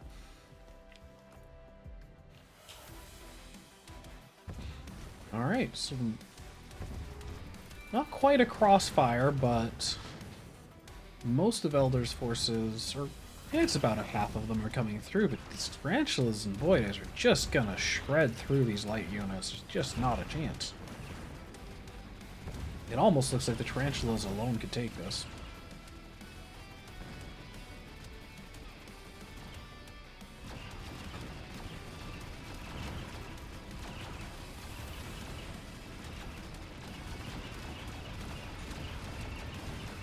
Okay, and actually on... Woof! Okay, so Velder manages to take that round with a very nice tower timing and turn. Didn't expect that one, but hey, like I said, round one can always be wild. Whoa, that was fast. Wasp for both players. Missiles are in for Velder.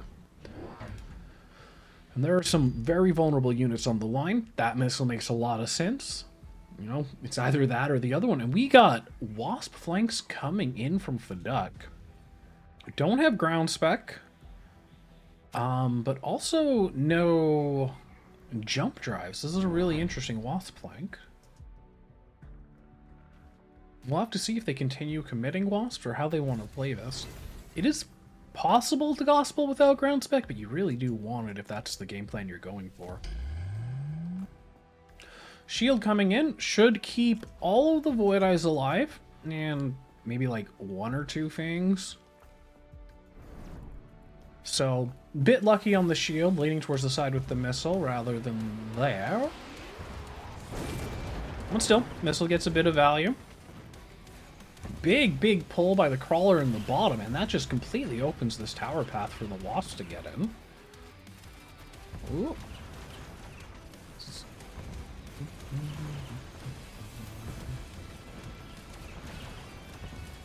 Tower taken pretty quick, but Velder's Wasps have done an okay job up until now. Looks like they're going to be...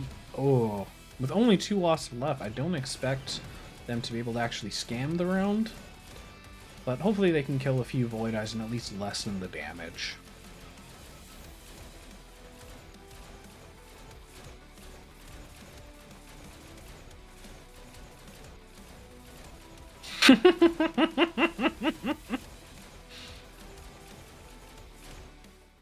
Okay, I would have been amazed if they had gotten any of the tarantulas.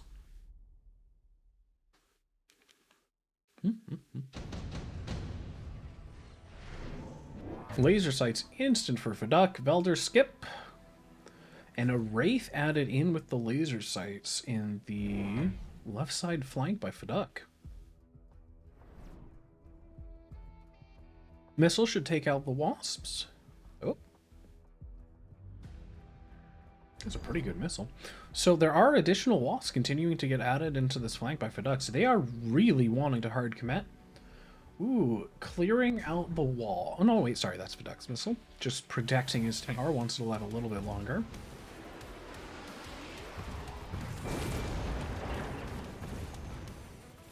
Did Velder float money this round? I'm not sure everything that they did.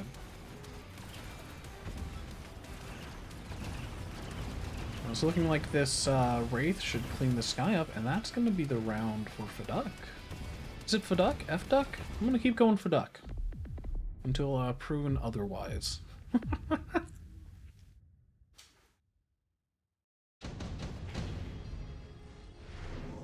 Okay, yeah, Velder floated, so I'm assuming...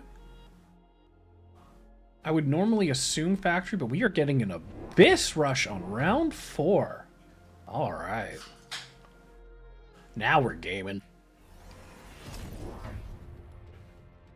Abyss, not the best versus Wasps, although, let's see, there is shield, right, so that can tank Abyss for a while.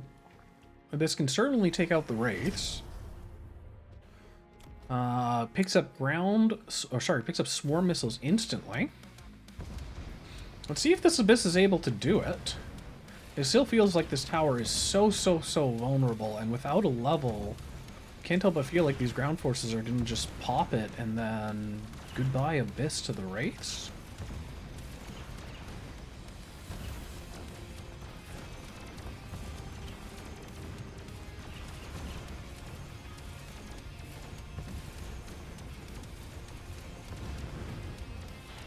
Yeah, Abyss not quite doing enough to get through. Quite unfortunate. But, you know, if they can get up to Wreckage, maybe a second Abyss, get some tower levels, you can certainly hold this. You have to assume... Ooh, advanced offensive, really fast for Fduch, and the increased sentry missile damage for Velder. Adding in more wasps. Lot of wasps with shield. Okay. I'd love to see a tower level, but I guess they're, excuse me, just a lot more concerned about this air game.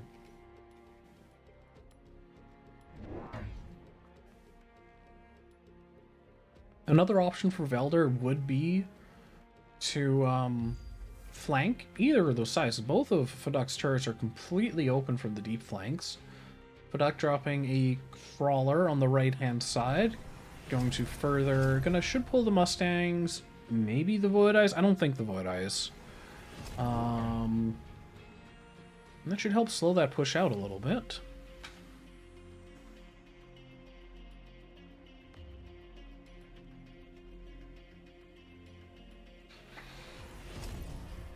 We'll see if this missile actually helps protect the tower. It might be enough this round. The triple wasp with shield play is interesting. I'm curious how this is going to go out, but we also got 8 gun on the Wraith, so they're not going to have trouble getting through.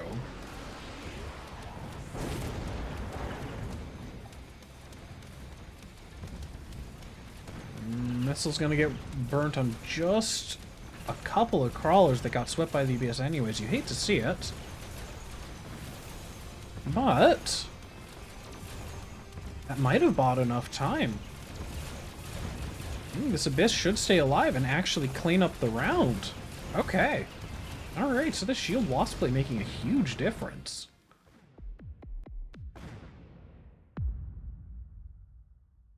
It still doesn't feel like Fduch has a proper answer to the Abyss on the field. These are still rank 1 wasps. Skip from Velder. I would expect speed or haste from Fduch. Makes sense. Second Abyss getting added on the right. 2 more Wraiths. So Fduch is really just going all in. Not even all in on aggro, but all in on these Wraiths on the left flank.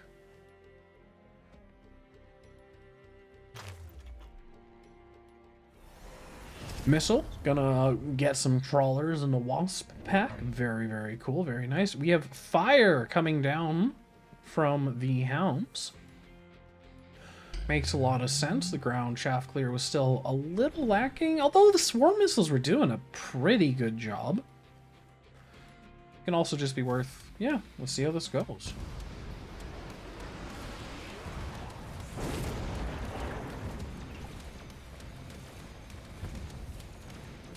So shield was added onto Fduch's wasps, it looked like. Nope. No. Did I miss? No, it did. Just those ones would already been removed. Yeah, tower got taken pretty quick, although there is still another Abyss on the field. Really want to see that tower level coming in. Want to get it up to level 2 or 3. This Abyss should be able to clean up, though. This is such a wonderful unit.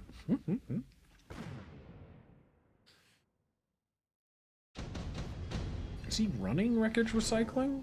Okay, unit drop coming in. Instant typhoons for both. They are running wreckage. Further, typhoon's gonna further help out Velder's chaff clear. Just stacking him up there. Still really playing completely behind tower. Moving him up a bit. Third Abyss coming in. Finally, we get a Wraith level for Fduch. There's a Wraith on the bottom right flank as well. Doesn't seem to have gotten much done yet. Adding in a bunch of shielded wasps over there. And a rank 2 Wraith. So we're getting a second rank 2 Wraith on the field. Really surprised this one hasn't leveled. It's only at half. Same with that. Alright, wreckage recycling coming in. These Abysses are going to do great, but still no tower level. Goodness gracious. I wonder if it would have been worth selling one of the Typhoons for tower levels. Would have been able to get a level on each, or even just the one, and then like a defense upgrade. I wonder. We'll see how the Typhoons play out, though.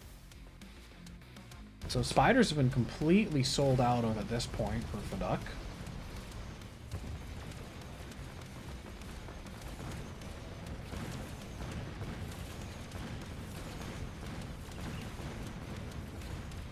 Whoa. Wreckage keeping the first of this alive a little bit longer, but with these double tower pops, we really need these levels coming in from Velder. This is a lot of damage. Oh, whoa, whoa! Sub 200 health. Okay. Ion for both really quickly. These abysses are still level 1, so they're gonna get absolutely decimated. I really hope to see a mobile beacon from Velder to keep at least one of them alive. More wasps getting added. AA clicked on the wasps. No range, but do have AA. Still only rank 1 wasps on the field compared to 3 rank 2 squads from Fduch. Just fleshing out this flank even further. Ion looks pretty good for both players, but again, I really want to see that beacon from Velder. Without it, I feel like he's just going to... Yeah, we need that beacon to dodge, and we need tower levels really badly. So there's a level 3 tower now on the left, but this right tower is also so vulnerable.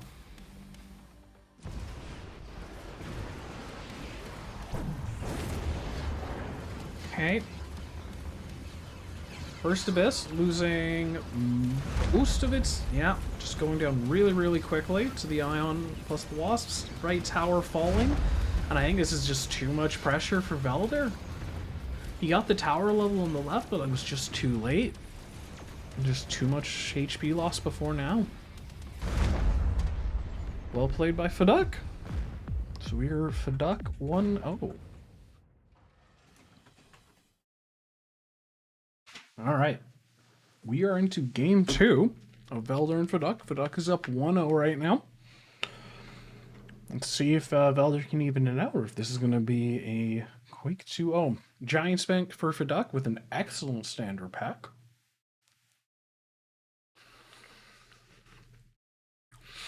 Velder has some pretty good options, though. Honestly, everything seems playable.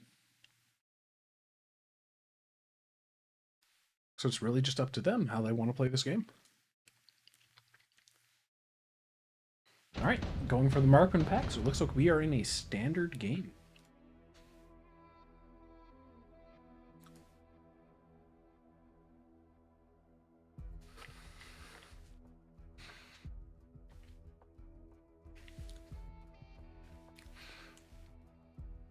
Early game, these packs always seem pretty even to me.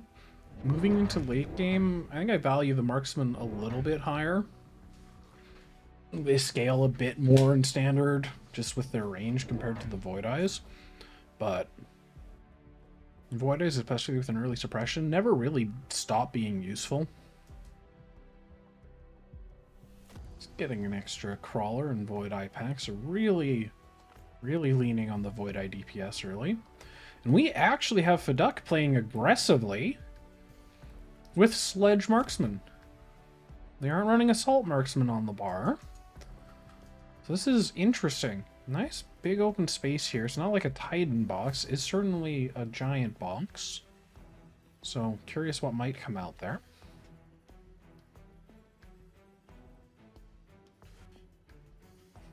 And Velder either correctly guessing the side or just wanting to push the weak side themselves. So we have got a good old-fashioned headbutt.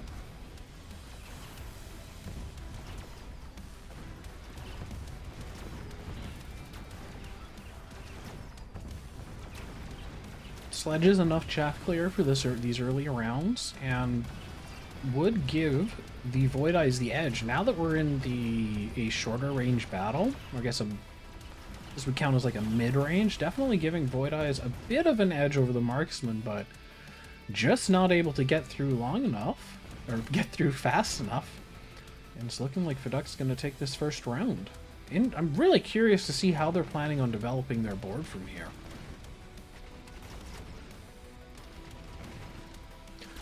Riven in chat saying looks more like setting up for boats or raid-ins or something. I can see that. That makes sense. Thank you.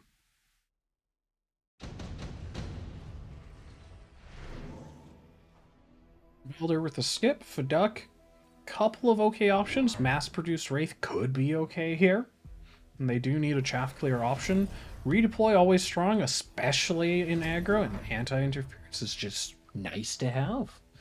Fast suppression out of the Void Eyes. We've got an orange man on the field. My stream preview keeps randomly showing my disco time scene. I hope that's not showing up for you guys. It shouldn't be. Anyways, level on the marksman, Prowler added on the flank. I've always been wary about having like chaff on the line and then chaff on the hard edge of the flank. It feels like one missile right in the corner here gets a bit too much value, but it's not the end of the world. So we'll have to see how this plays out. Doesn't end up using the anti-interference item, does want to hang on to it. A lot of chaff added for Velder this round, but getting pulled.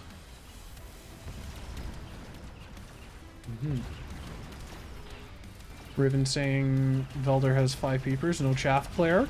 Planning on going Vulcan. That makes sense to me. They're not giant spec, but still can. And honestly, with how fast Vulcan actually clears chaff and can turn, I don't mind Vulcans on defense so much anymore. Wasp picked up for both. And again, with these really aggressive Wasp planks coming out of Fduch. We have Stangs coming on the field, and Fduch with the Vulcan. Oh, excuse me. So they have chosen their chaff clear. Velder still doesn't have any proper chaff clear on the board. Relying really heavily on Chungus and the sledges, and to be fair, there's what, 4 packs of chaff, but you need to get something established real soon. Mustangs on the right-hand side, wanting to push for that.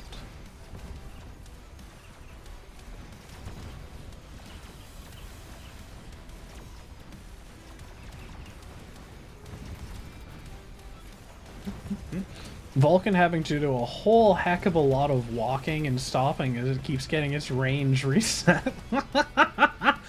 Oh, these Void Eyes are a nuisance. They're so cool. Alright. And it looks like Velder gets to clean this round up. Even on Fduch's first giant round.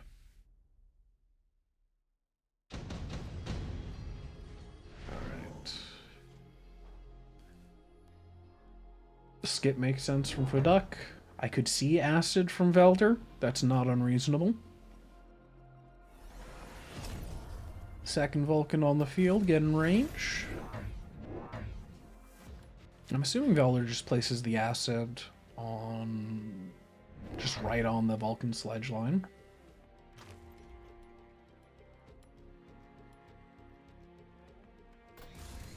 Mustang added onto the left. Additional chaff, Void Eye levels. Void Eyes don't have a ton of levels. What are these guys experienced at? Yeah, they're dying a little bit too quickly, but the other Void Eyes are getting some work done. This Vulcan on the right by Fduch should be able to solo hold that tower, so that's a great play. I'm feeling a little nervous that even as the defender, we don't have a tower level by Velder. He's chilling on 100 right now. It's one of those things that you really do want that tower level before you need it, which is a lesson I keep failing to learn myself. Alright. Vulcan getting stuck on Chungus for a while.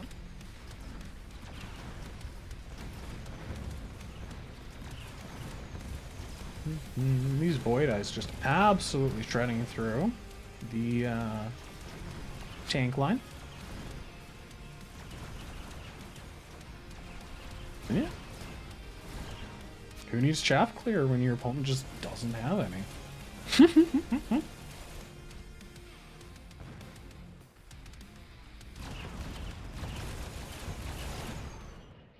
Alright, another solid round for Velder.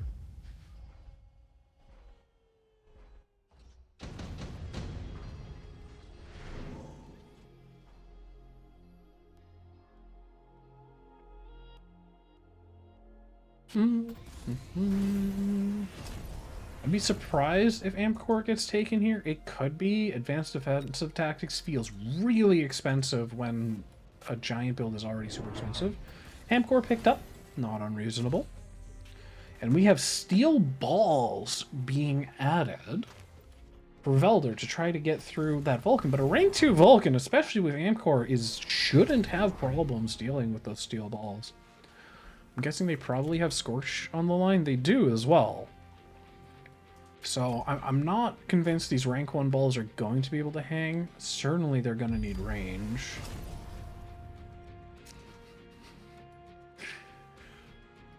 Acid coming down, so he really does want to force down this right side turret. Mustangs with range coming on, just kind of diversifying the board for Fduch, help out against the Wasp. It looks like Fduch is also sold out of their flank here, just realizing it was not working.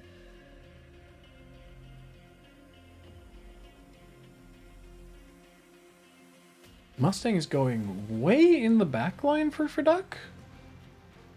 Not sure if I fully understand that one. That feels rather disjointed with the rest of their forces. Shields coming down to protect against acid, but it's on the other side.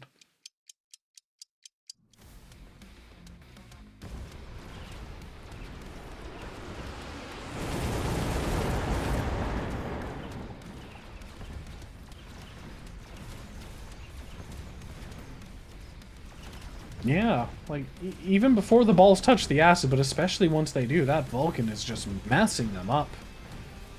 If anything, that acid helped the Vulcan clear everything out, unfortunately.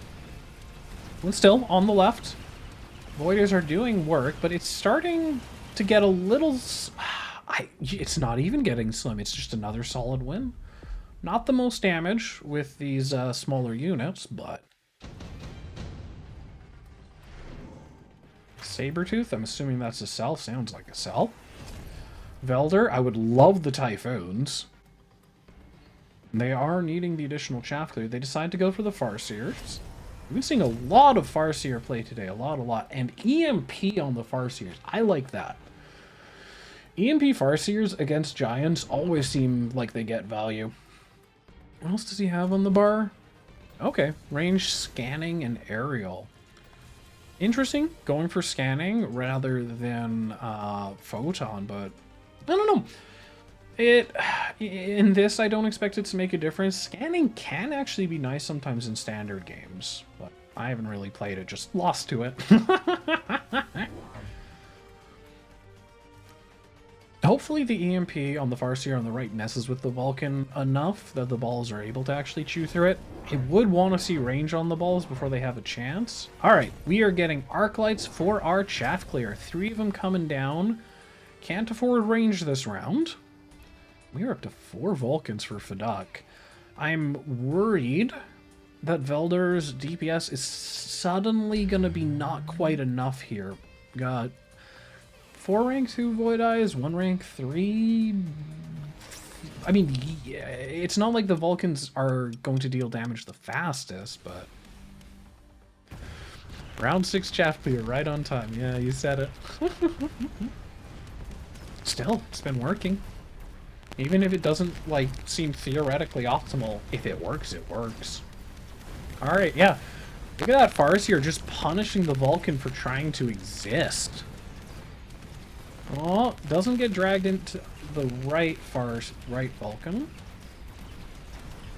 God, EMP plus disruption shot. This is just brutal. Absolutely brutal.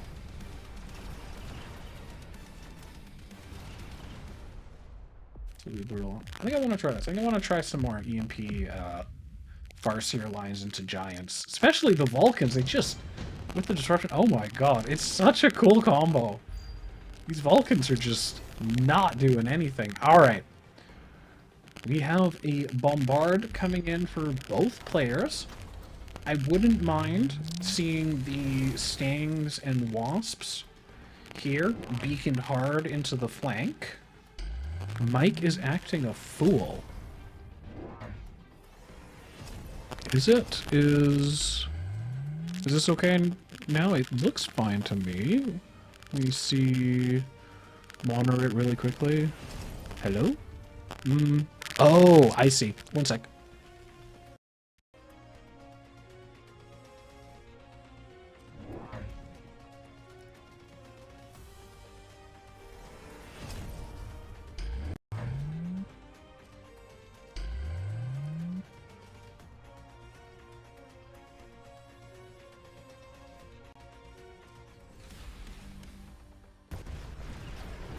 Alright, okay, Mike should be back.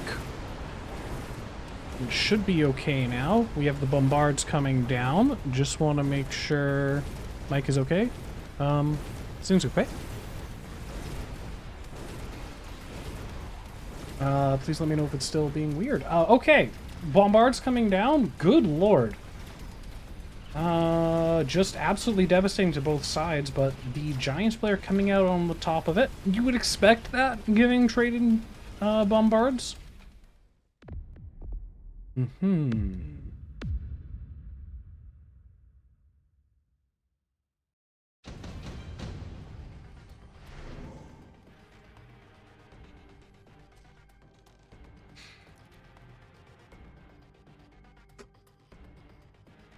Alright, so we have Sandworm for Velder, and what did Fduch go? Went for the Badgers. Rank 2 Badgers over there. Makes sense.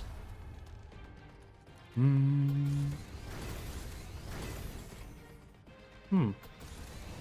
RTX voice apparently just died on me. And it didn't like the, my audio... Goodness, my DAC. Oh well. When I had to restart my audio card. Okay, cool. We have EMP armor coming in for the Void Eyes. Overlapping a little bit with the EMP on the Farseer, but I don't hate it. I don't hate it. It's certainly gonna keep doing funny things into the Vulcans. Can make the Marksman waste a little bit of time as well. This Worm in the corner, deep flanked by Velder with regen. This certainly has a lot of distance it's going to be traveling, so it'll make use of the underground regen.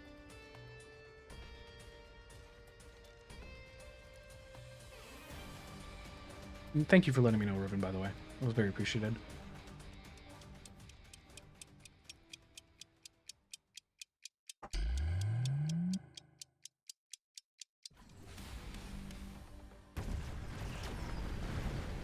He's got range on the arc lights, right? Yeah, he does. This Fire Badger flank by Fduch is just pulling everything. Giving the Vulcan a chance to actually get onto the Farseer, but Vulcans do not damage shields very quickly. Still, left tower going down. These pulls are just absolutely wrecking Velder's position, and there's just... What are they supposed to do against this here? This is going to be a lot of damage coming through. So, Velder's Worm, pretty much unkillable to the chaff, finally gets freed from its corner prison. There's no way, yeah, there's no way the Worm cleans up here. Velder dealt, to 1700.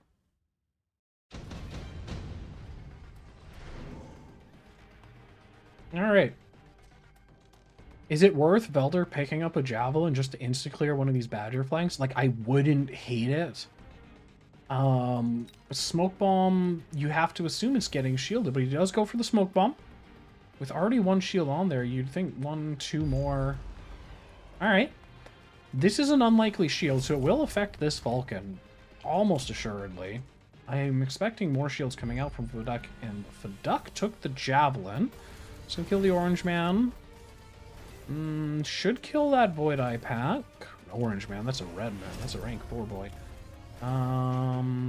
Farseer should also go down to it. That's a pretty value Javelin right there. Again, we're not seeing tower levels from Velder. Shield coming out on the Fangs for Fduch. Looks like Velder sold the Worm deep flank, just wasn't happy with how long it was taking to get through stuff. Kind of surprised they didn't add like an arc light and maybe a crawler pack there, but with the range balls coming in, maybe it was the better decision just to bail. Acid available for Velder. Are they going to drop it this round? Velder not shielding against the potential... Oh, there's one shield against the potential smoke play. Their smoke is... So it's only going to land on the far right there.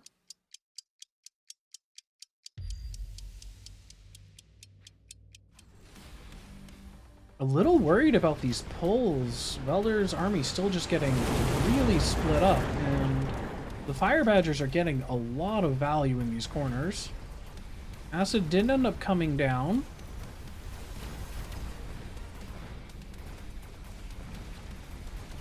Javelin did a heck of a lot of damage, but these balls from Fduch getting into the tower, and I think that's just going to be game. You know, it took a while to get the setup that he was looking for, but once Fduch got all his pieces put together, dropped those flanks in, that was it. Alright, so that is a 2-0 for Fduch.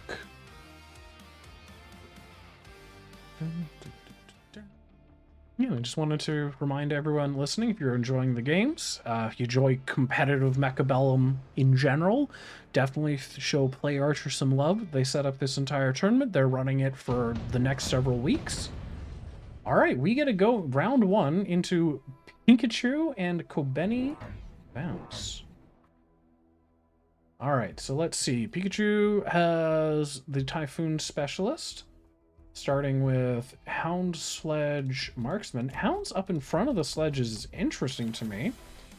Do have fire on the board. I'm wondering if that's a fire play coming in. Kobeni playing Marksman Specialist with Sledge Arclight. So we have got a bit of a standard game going. Really curious about these hounds up front. Like, that screams fire to me. I'm not sure why else you would do that.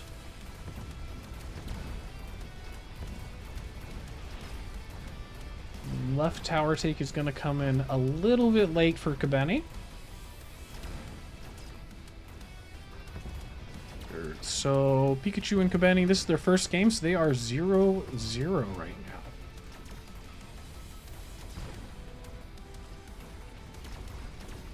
Well, I guess that tower take was enough. This Arclight stayed alive for a really long time, punishing these sledges, and... Oh. Marksman, good unit. Should be a cleanup here for Kobeni. Yep. Marginal win.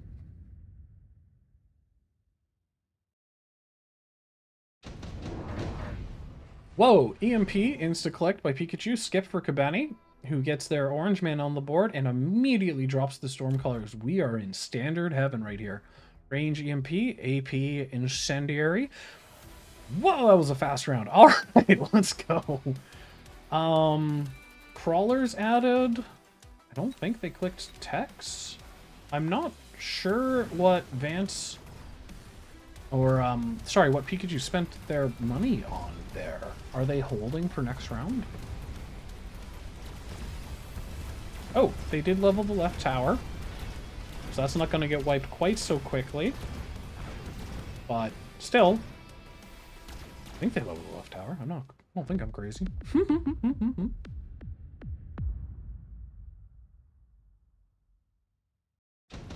Nope, they did level it. Yeah.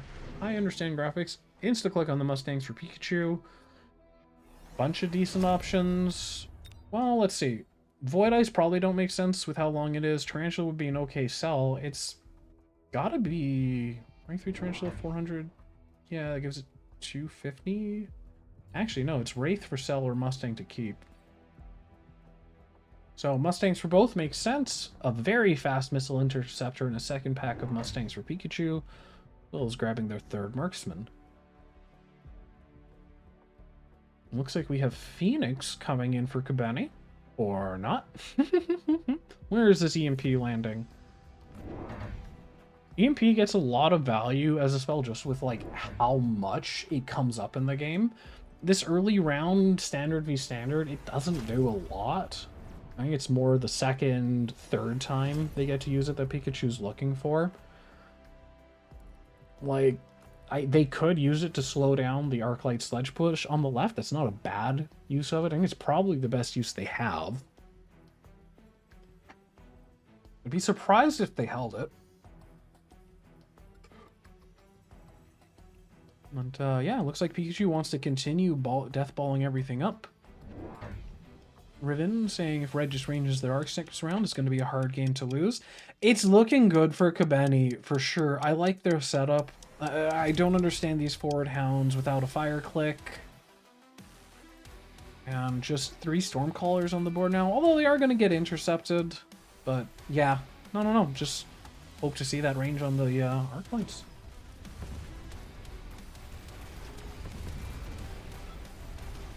Stormcaller on the left, gonna get into that tower real quick. We're gonna open the path at least. And there's something about anti-missile fire that just looks so beautiful to me. It's entrancing, I swear. Well, Storm's on the left getting pulled into the main battle, so this tower is gonna take a little bit to pop, but yeah, Kobeni just with a convincing win.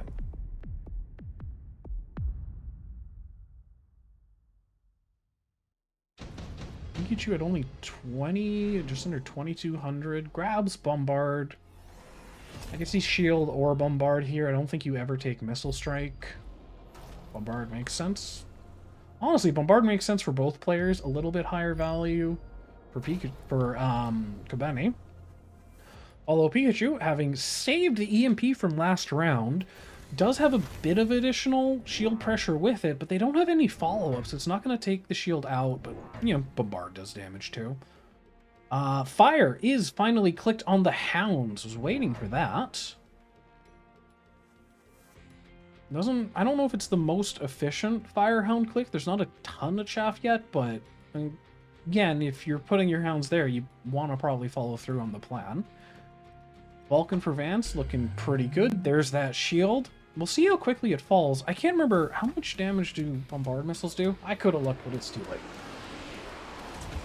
So it takes, what, two missiles to take out the shield?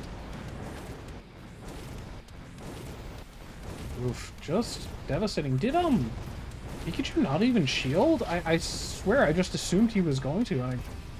They didn't. That's not good.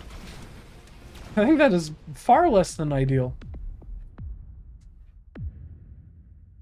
1337. Let's see if Pikachu can pull out something elite here and actually come back into this game. Skip. Javelin, probably not a ton of value. Kobeni hasn't teched anything, so efficient tech is looking pretty solid. Looks like they agree and they do take it. And let's see what they're doing. We have a mountain. Round 5 from Pikachu. Is this the secret sauce? Certainly the DPS from Kobeni's board isn't super high, with the Stormcallers getting intercepted. So this mountain's likely going to stay alive. What mountain techs do they not have? Range on the Vulcans makes sense. They actually don't have just regular range on the mountain bar. That is very curious. Excuse me, that's very curious. I don't know if I've seen that before.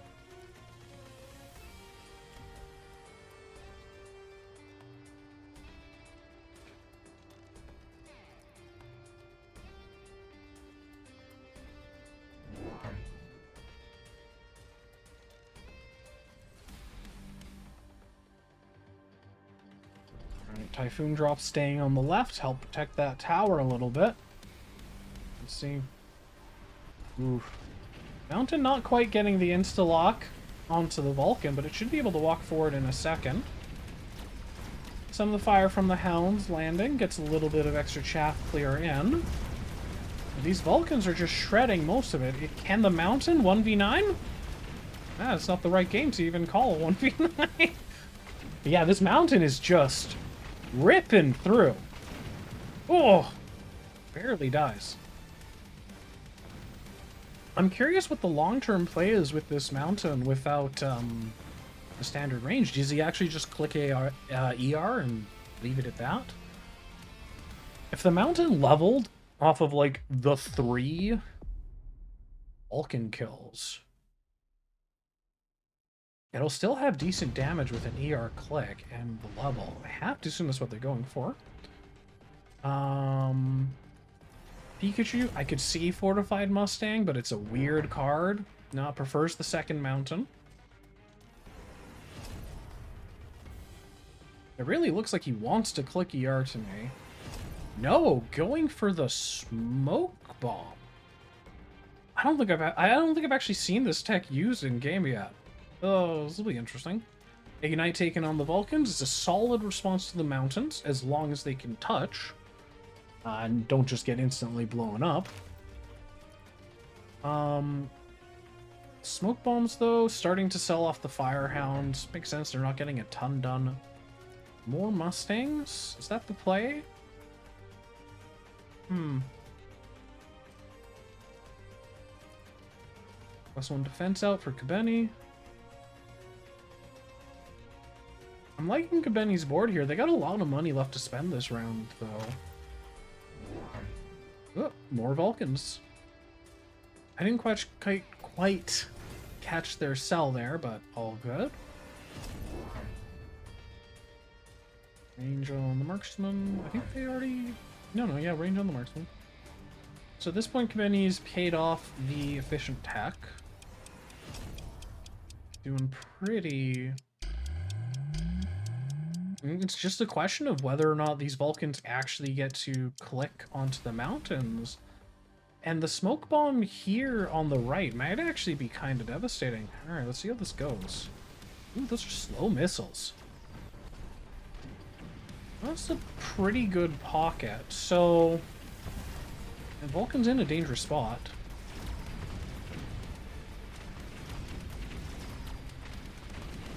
Mountain's just gonna shred this Vulcan now that it connected. Ignite doing a good amount of damage. These Vulcans should be able to take the Mountain out. Did Pikachu overcook here? Oh, that's almost game. 31 health to go. Goodness. All right. What are we doing here? Steel balls. I don't know. I don't think I would have hated Overlord, but we're choosing to go steel balls. And we have now clicked ER on the Mountains. Really like to see that Mountain level with the ER click. Because this guy's gonna insta-lock that, but with only 14, only 1,500 damage a shot, it's gonna take him a while to get through. It's what? Yeah, it's a 75% attack decrease. It's just brutal. EMP up, mostly getting blocked. It's a rank 4 Phoenix, I believe it was. And it'll add a nice bit of DPS. These Ignite Vulcans, Ignite does, Ignite strong unit against Titans.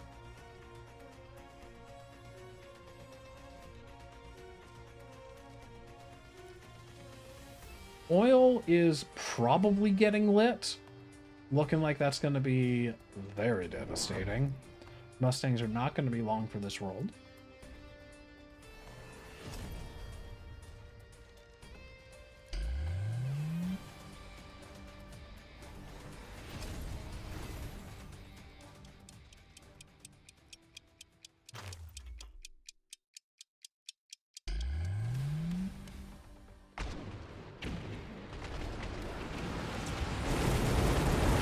Yeah, now that ER is clipped, this Vulcan on the right is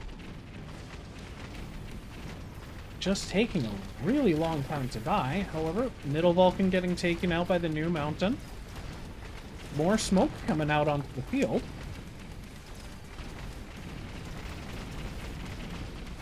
Did they cook hard enough to survive?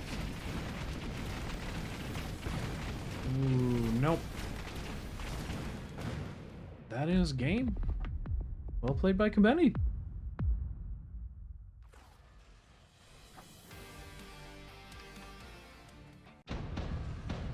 Whoa, they got going fast. Okay, does this game... I think they might have forgotten to turn off spectator delay.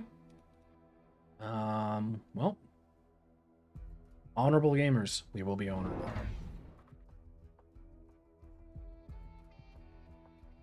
So Pikachu, in the blue trunks, has got Sabertooth Specialist with a Fang Sledge Pack. Excellent starting standard pack.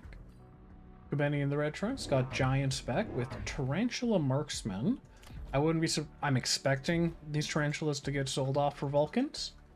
But certainly they'll do their jobs early. Both of these players quite healthy. A lot of health to work with.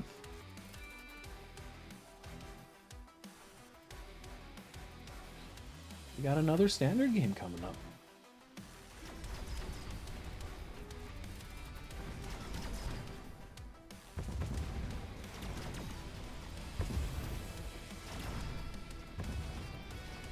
Tower take happening first here for Kobeni. I don't know how much they're going to get on their turn, though. Pretty much just Chungus, which was out of ammo anyways. All of the crawlers coming to being pulled towards that marksman means they're not threatening Tower Take 2. And not tons getting done for Pikachu, although the slow allowed Smungus time to reload, so they're going to take this first round.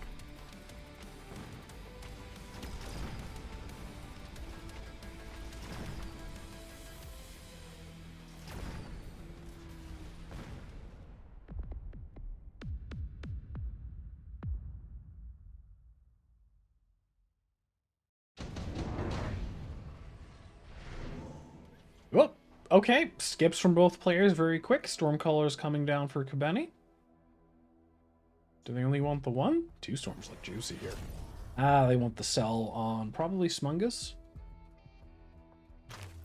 Yeah. Yep.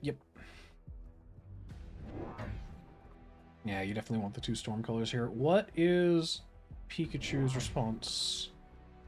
Looks like they are adding 2 more marksmen and leveling the right-hand tower. So they want to continue playing just hard to one side. I respect it.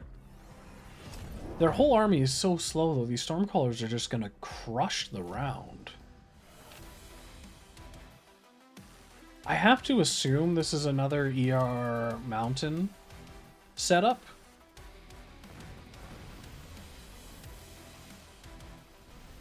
We'll have to see what happens, though.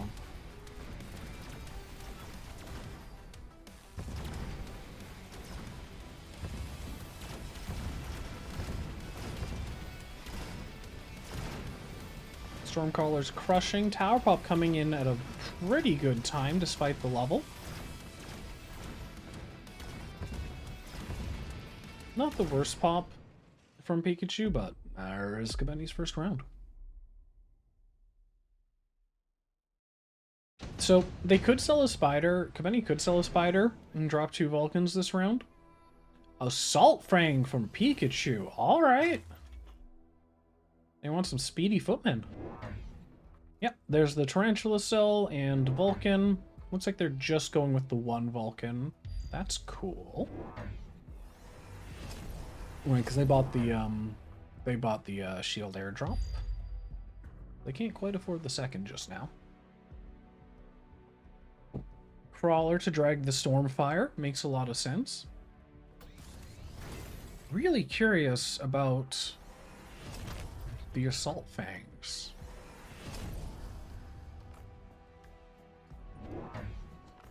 Range picked up for the blue marksman. I guess I probably shouldn't say blue marks. Yeah, blue marksman. Yeah, whatever. Blue can be both levels and player. Alright.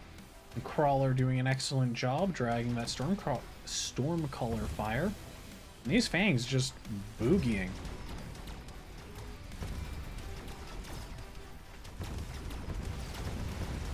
Okay. So right tower was defended this round, but Vulcan looks to be a pretty big problem. And these storms still don't have a full proper answer. Really getting done here. 4,000, 13,000. I guess the storms are doing okay. Not the most damage I've seen from them.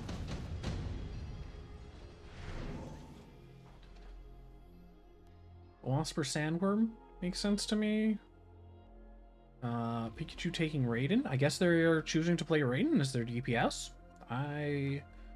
That's fine. I don't hate that. It's not a particularly, like, juicy board to be playing Raiden into. But, I don't know. Raiden's just strong. They got Chain. Chain EMP can be fun against Giants.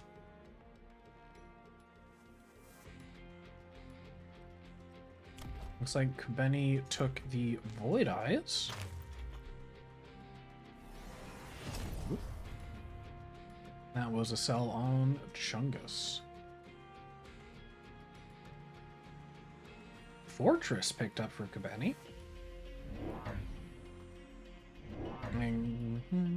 Nope. And Fortress dropped. They're going with Bank. Alright. Alright. Vulcan on the field. I should probably stop calling units when they just first unlock them. This marksman line can... Yeah, okay, so the marksman line just continuing to extend. So Pikachu does want to play a wider board, just taking their time working up to it. With the Void Eyes on the field, the Raiden actually gains a ton of value, looking a little bit better. Again, Raiden just strong DPS in general, so we'll see what I can get done.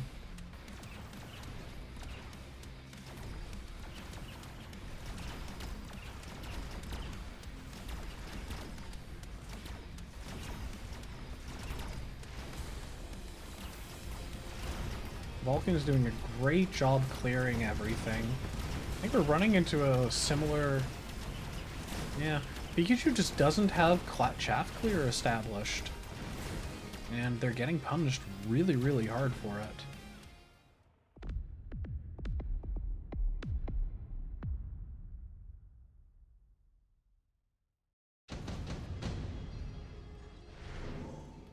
Additional deployment for Kobeni, skip for Pikachu. And we have Pikachu's own Vulcans coming out. Was that a sell on a Vulcan? That must have been a sell on the Tarantula there. Guess I blinked.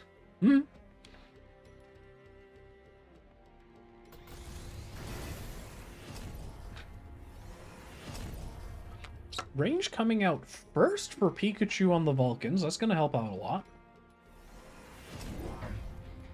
And another marksman. I have to assume they have... They don't actually have best buddy. Or best partner. Kobeni's Vulcans do.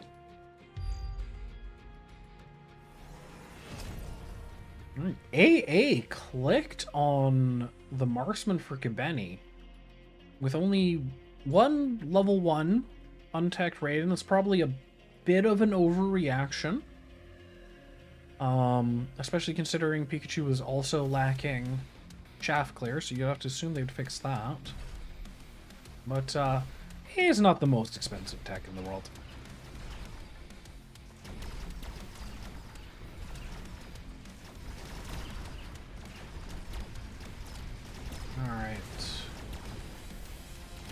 Alright, with some actual chaff clear going on, Pikachu's board is actually able to push through a bit here.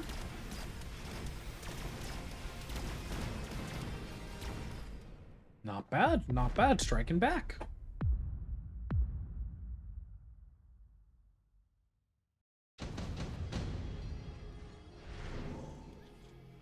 All right, options here. Given the AA click.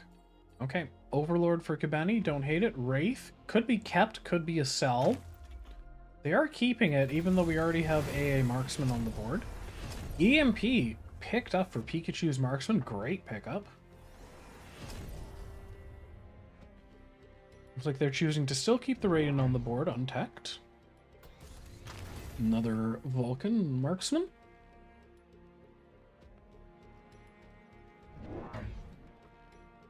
I guess that Wraith in the corner is just meant to kind of protect the tower. Can see it doing that. Alright, best partner clicked for Kobeni, about to get 4 additional marksmen. Still, with only AA on the board, I can't help but give Pikachu's marksman the edge here. I'm liking his board a lot more. Could start selling off the turrets. They did sell a unit this round. I didn't quite catch what they sold. I guess it was one of the sledges. I'm surprised they sold their sledges off, actually. I know they want the giants. They wanted the Vulcans in that position. But I feel like you probably want to just set up your box ahead of time with space for the giants behind the sledges.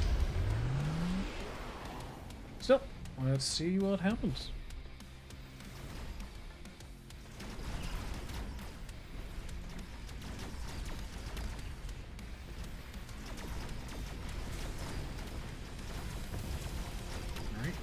Wraith on the right should be able to clear out this pack of crawlers, which will keep the tower safe a little bit longer, but is fodder to that marksman. And it looks like, despite the EMP, those shield bubbles kept everything nice, if not EMP'd for long enough, and Kobeni crushing through. Picked up a 3rd Stormcaller at some point.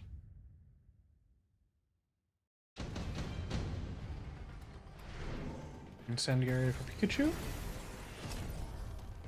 Elite Marksman as well. Took the enhancement module. Does have a Vulcan level available. Or sorry, Kobeni took the enhancement module. Does have a level available. No other giant levels available yet, though. So I'm expecting them... Like, they could sell this off. But they don't have to. They could keep it for this round. Okay. Does choose to sell it and replace with 2 level 1 Vulcans. Ignite on the board.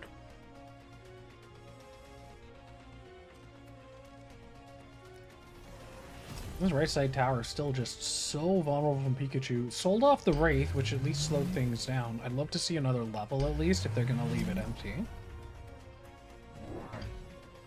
Looking like a pretty good fire. Going to take out the storms. How much did the storms do last round?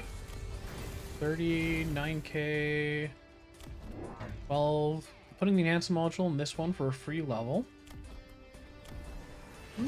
Storms are definitely doing some damage. It'll clear out a bunch of fangs. There we go. We got a Vulcan protecting the right tower, so we got something over there.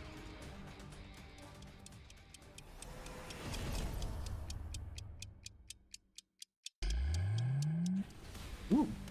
Shield's gonna keep most of that blue Stormcaller alive. So, not bad value from the fire. And certainly one of the least likely places you'd expect Kobeni to shield. Okay, EMP marksmen are starting to find locks onto the Vulcans, which is really messing them up. However, that tower on the right is still so vulnerable, and with that pop, Kobeni's taking the round. Is that game? No. Almost. 228.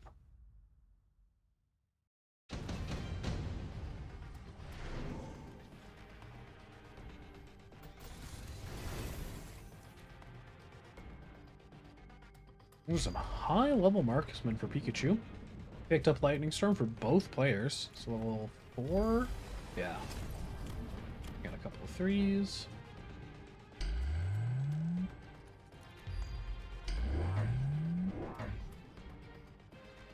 The question is whether Kobeni sells off the blue Stormcaller. I have to imagine you do, although you also want it around for DPS. So that's a bit of a tough decision.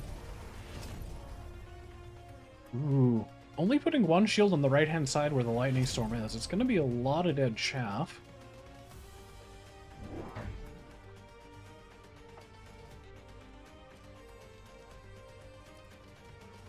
Marksman a little bit further on the right, and we got some we got some Wasp coming in for Kobeni. I like it. Wasp's always nice to have against these marksman heavy boards. Or looks like just one pack of Wasps. Nope, they do want two.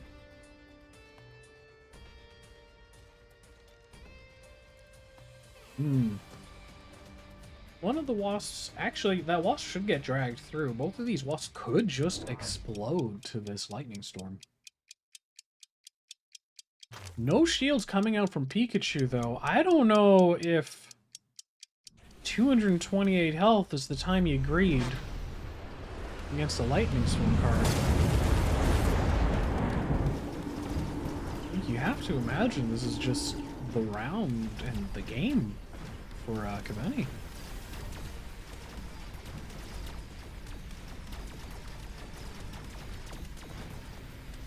That said, EMP marksmen are messing with stuff, but...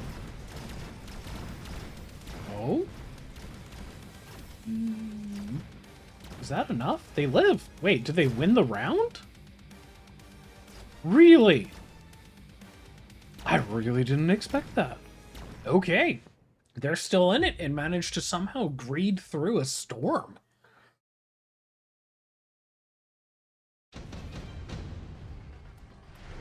Melting Point coming down. Card for Pikachu. And 2 Sandworms for Kobeni. I feel like level 1 Sandworms at this point are pretty much just a mech-div delivery, but you already got EMP on the Marksman. I'm not sure if the Sandworms are going to get much meaningful done.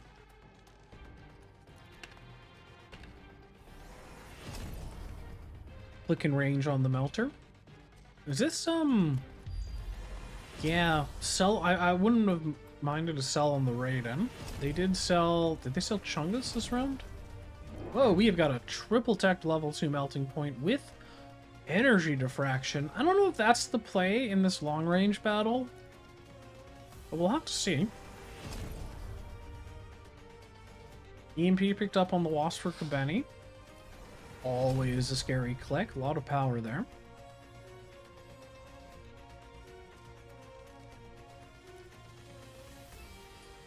I guess multi-melter a little bit, you can try to answer Wasps with it, but once they have EMP and there's no chaff over there protecting the Melter, a little bit worried for it.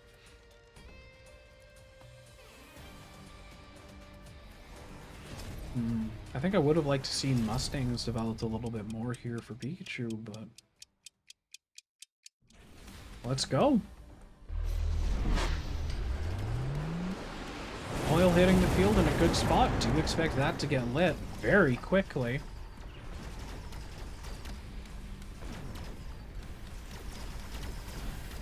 Oh, there were some Mustangs on the far right I hadn't noticed before, but they're just getting shredded by the Vulcan.